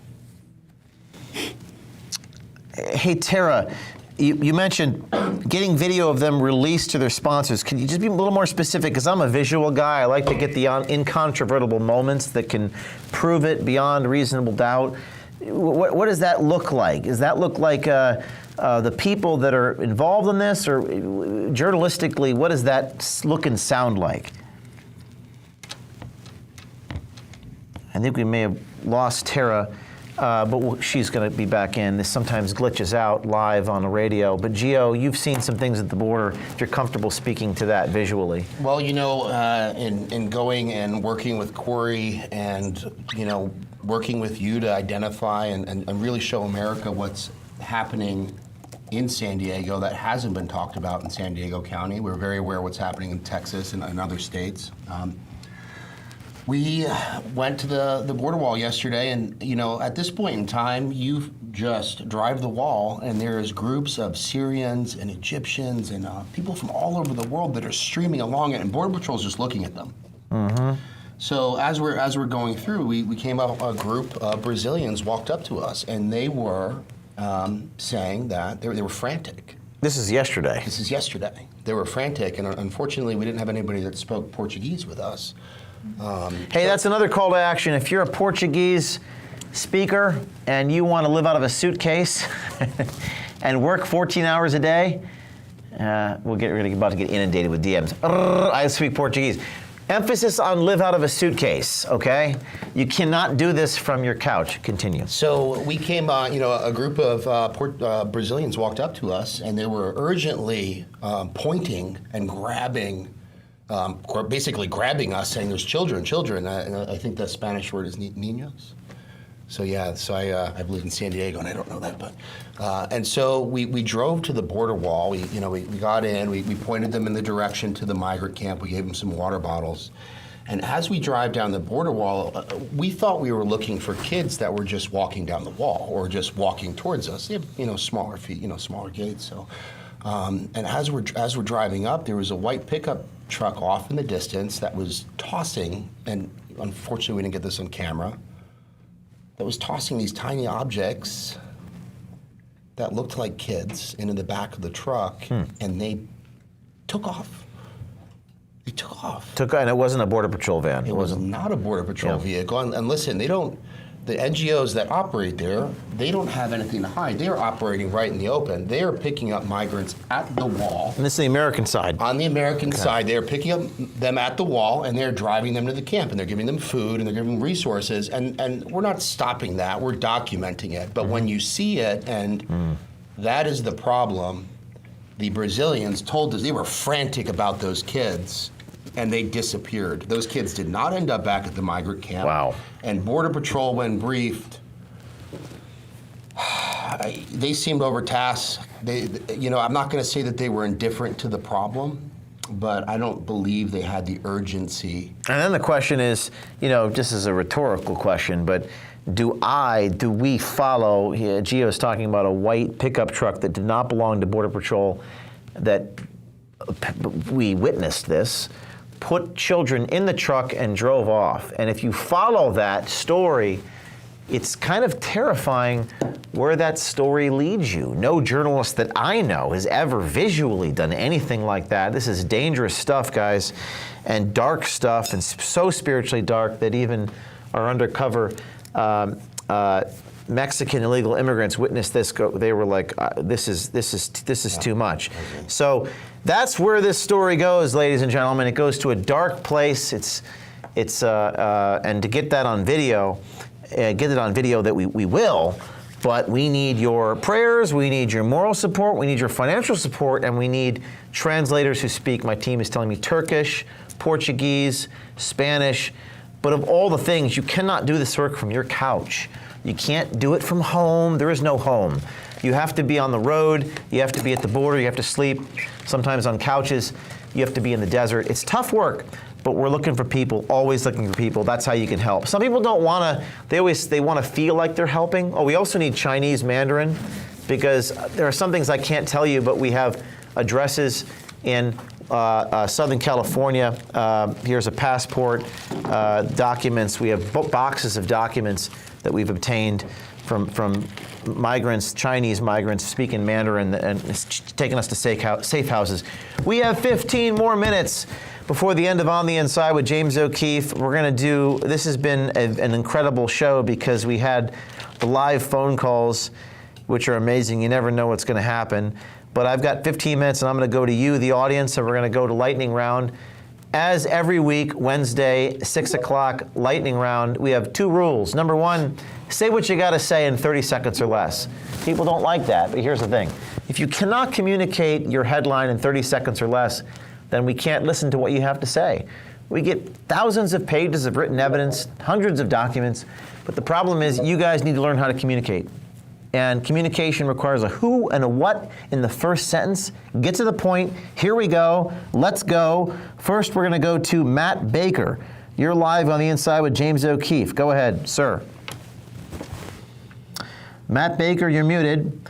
Okay. We're going to go to John LaVille. Go ahead. You're live on the Inside with James O'Keefe.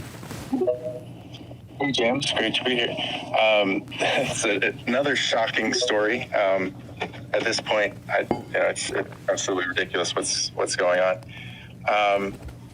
They've been doing this for a long time. My dad, Special Agent Paul A. Levier, flew the southern border, and the FBI is responsible for his death.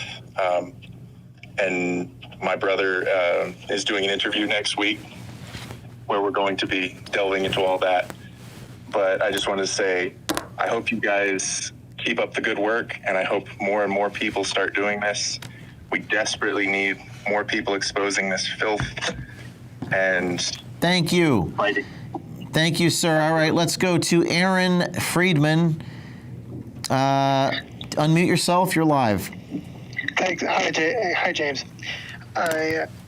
This is very important stuff that you're covering here and exposing for the audience.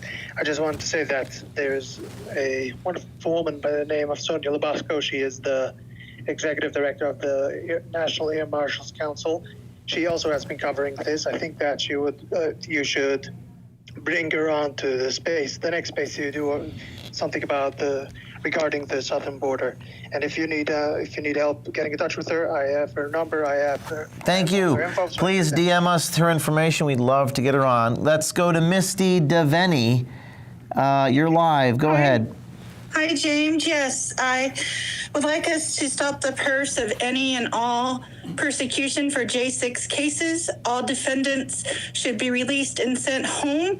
We as taxpayers are paying that bill, and they have in the omnibus bus even more money to come after Republicans and journalists like yourself, and that needs to stop. So please, if you can, make my tweet viral to stop all cases against J6ers. I greatly appreciate it. I also would like you to investigate the casinos in Tucson. Well, you'd like us to investigate. Appreciate the tip, ma'am, but we need you to investigate. I can't be everywhere.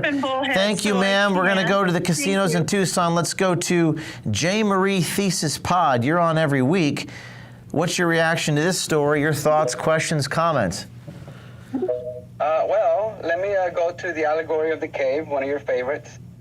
There's an implied duty there for those of us and those of you out there who have made it out of the cave, who have been freed from the cave. There's an implied duty for us to go back down into the cave and help those that are still chained to the wall, to help them free themselves. Now, they might hate us at first, but it takes some work, but there's a duty for us to do that. So what you do and what many of you out there are called to do will help enlighten those down there and help free them from the cave. Thank you. He's talking about Plato's allegory of the cave, and it's some really interesting philosophy and psychology here, because the vice president of operations for Eagles Point Security telling me that he's just a private company and that he's not connected to this. This is really what's at issue in this country when you have middlemen, the government involved, people profiting off of it. What is private anymore?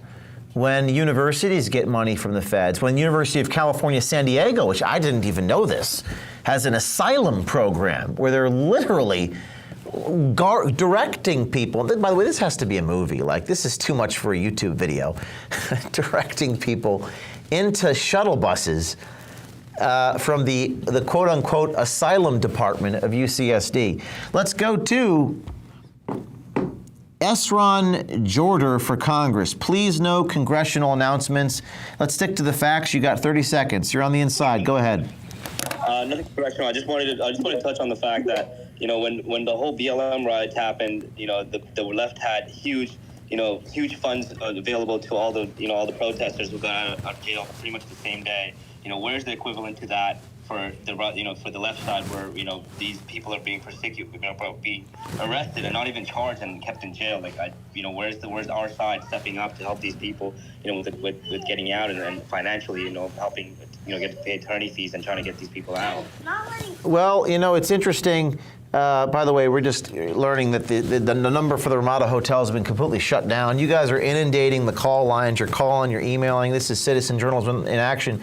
In response to what you're saying, sir, it is the problem in this country. The greatest injustice is the legal system. No one can afford to pay the lawyer bills. Nobody can afford. I mean, Donald Trump can't even afford to pay them, and he's a billionaire. And the lawyers make all the money. I've heard reportedly that Trump is paid, is it 100 million, 60 million? I don't know how many million in legal bills. So lawyers are making money off this tragedy. And no one can afford it. Nobody can afford to be indicted. It's automatically a $5 to $10 million fee when you're indicted. The system is completely broken. And whether it's January 6th or anything, the system is completely broken. People are overcharged.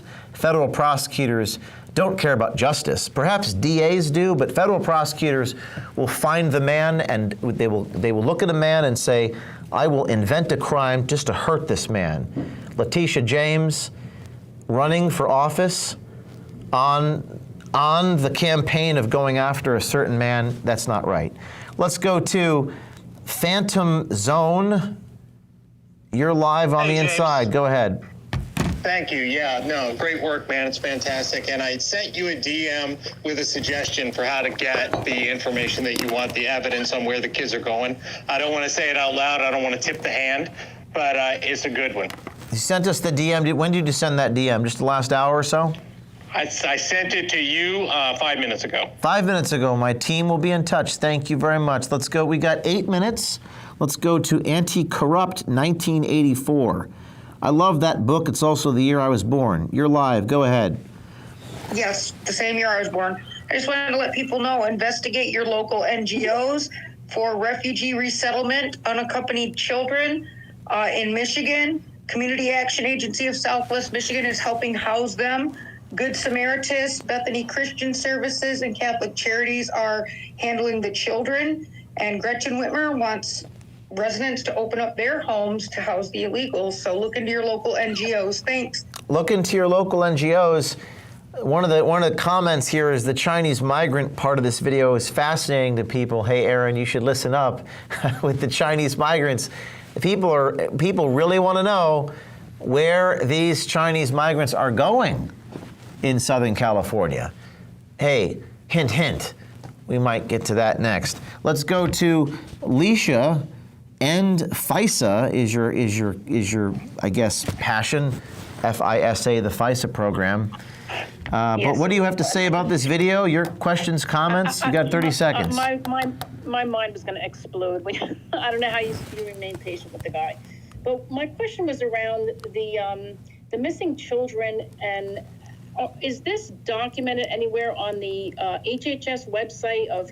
Like, if I go to my representative and say, listen, there's 85,000 children missing, I want to have the facts to back it up. And I know in 2018, 2019, the Senate was holding numerous hearings about some missing children, and the director of ORR had an account with them, and they were blasting the administration at that time.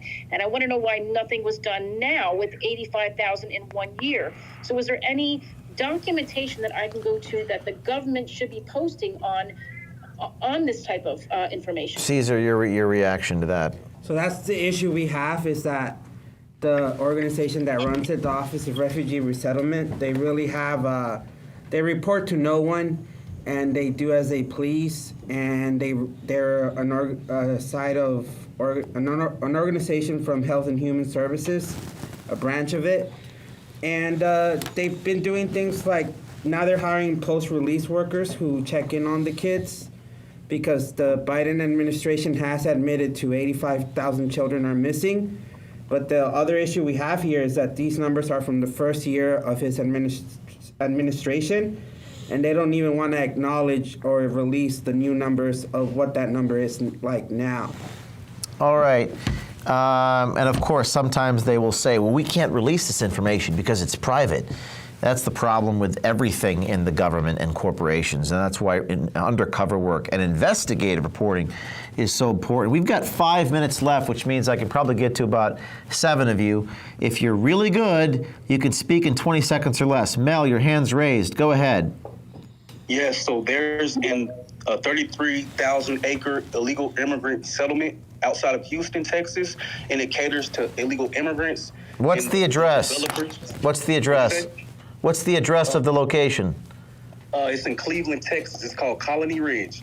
I went there 2 weeks ago and did a report on it, and the developers of the town donated $1.5 million to Greg Abbott's campaign, and I want to know, why hasn't Greg Abbott spoken about it or shut this illegal compound down? Colony Ridge, Houston Ridge. We got the address. We love your intel. If you got pictures, information, send it to us. DM us the actual address, not just the town or the city. I want to know the actual digits, as well as a satellite map, please. Let's go to Colorado is a red state. You're live. Go ahead.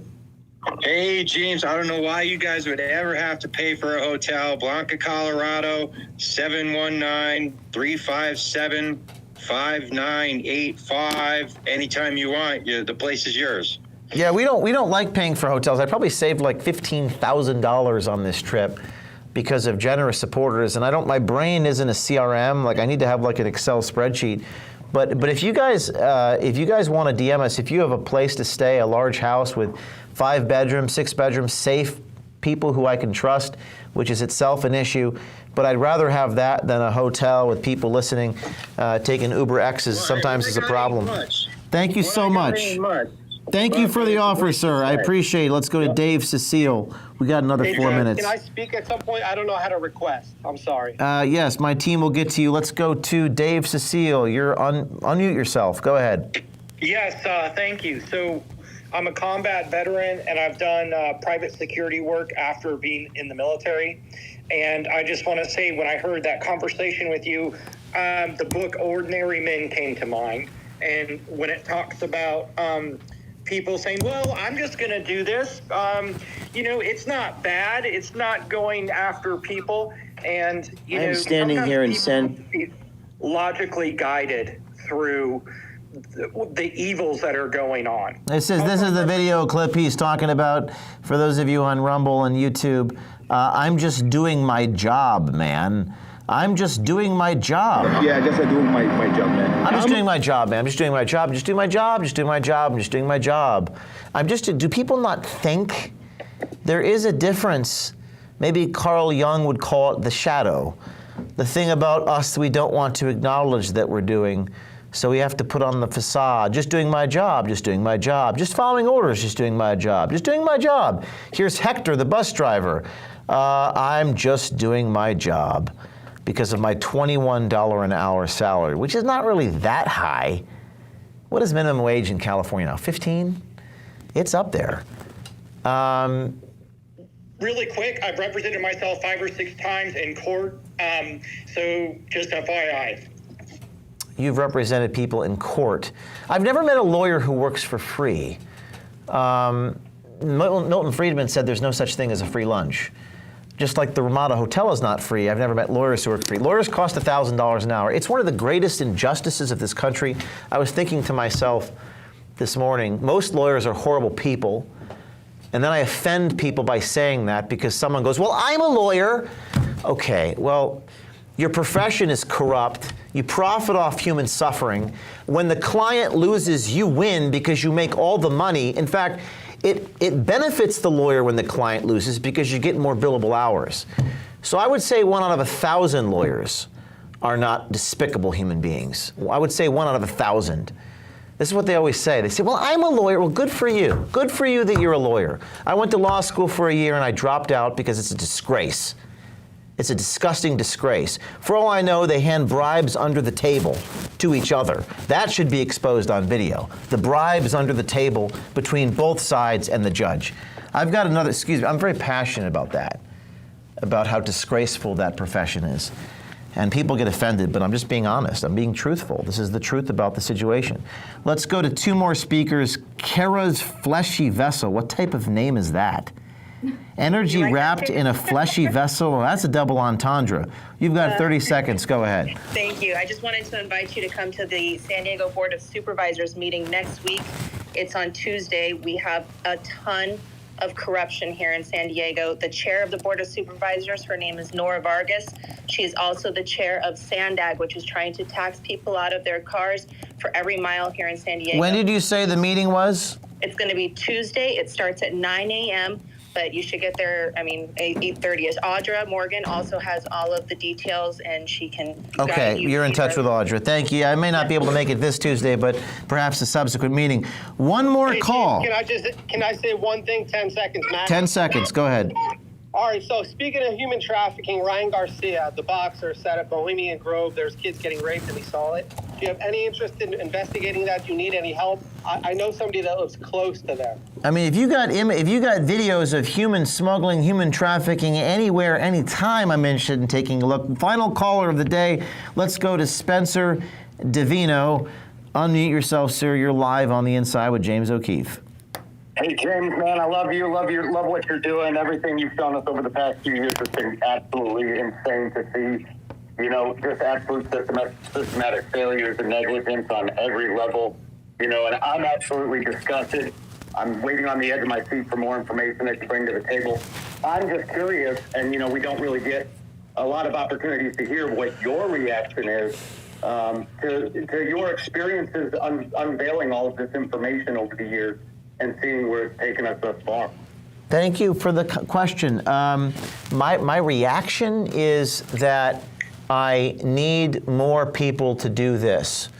One of the great things that have happened over the last week, when I did that Equinox story with the judge, was I've never seen this before in my entire career, 20 years. I've never seen people say, well, I would have done a better job, James.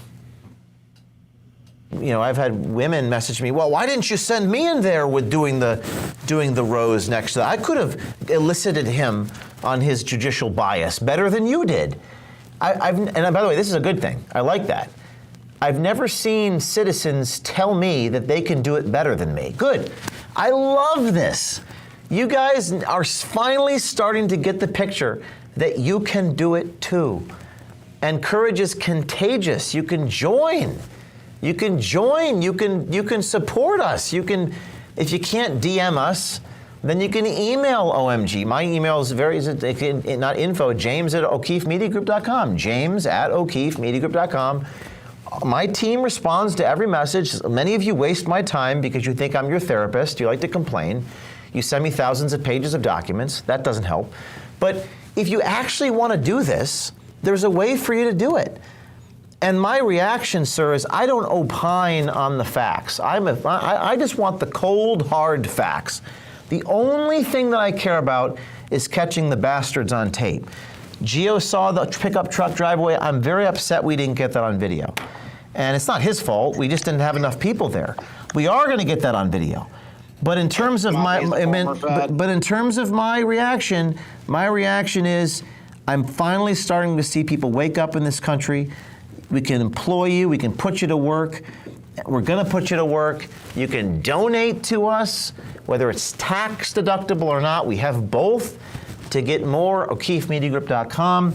And you're just seeing something, a budding revolution of whistleblowing. I can't wait to read these DMs. I'm running out of time. Thank you all. You know how to support us. You can donate. You can DM us your stories. You can support us by giving us housing in the metropolitan areas and the border, whether it be San Diego, Phoenix, Tucson, Dallas, Houston, Brownsville, San Antonio. If you live there and you have a place to stay, you can support our sponsors, the wellness company TWC Health/OMG. I take their vitamins every day. The ivermectin helped me with my almost pneumonia because I don't take time off. That's twc.health/OMG. And you can tune in every Wednesday from 4 o'clock Eastern to 6 o'clock Eastern. Until next time, by the way, next week's story is a doozy. It is insanity, the likes of which you wouldn't believe. We're going to take you to the nation's capital at the highest levels, people with security clearances. That's next Wednesday at 4 o'clock, every Wednesday at 4 o'clock on The Inside. Until next time, this is James O'Keefe signing off. Stay tuned. Jeff Motley is. But it ain't the old me, it's the bold me. I survived what they sent to the stormy. Resurrected like a biblical story. They thought that it was the old me, but it ain't the old me, it's the bold me. Yeah, I'm looking dangerous now. Yeah, they're looking anxious now. Yeah, look at their faces now. Yeah, how did they make it out? Yeah, I had to break it. I'm talking that family curse. Everyone said I wouldn't make it, spoiler alert. Man, what are you so afraid of? Isn't that what life is made of? When you think about all you gave up, when you think about all the language and the bullshit that they sold you, when the teardrops hit your ceiling, when you see a human being, will you open your eyes, avoid the pain? Girl, what are you so afraid? And what are you so afraid? And what are you so afraid? And what are you so afraid? And what are you so afraid? And what are you so afraid? And what are you so afraid? And what are you so afraid? So what's holding you back? Fear. It's irrational. What are we actually afraid of? Especially Christians talk about eternal life and they're worried about losing their stuff and their money. I don't get that at all. Because you don't take any of that stuff with you when you die.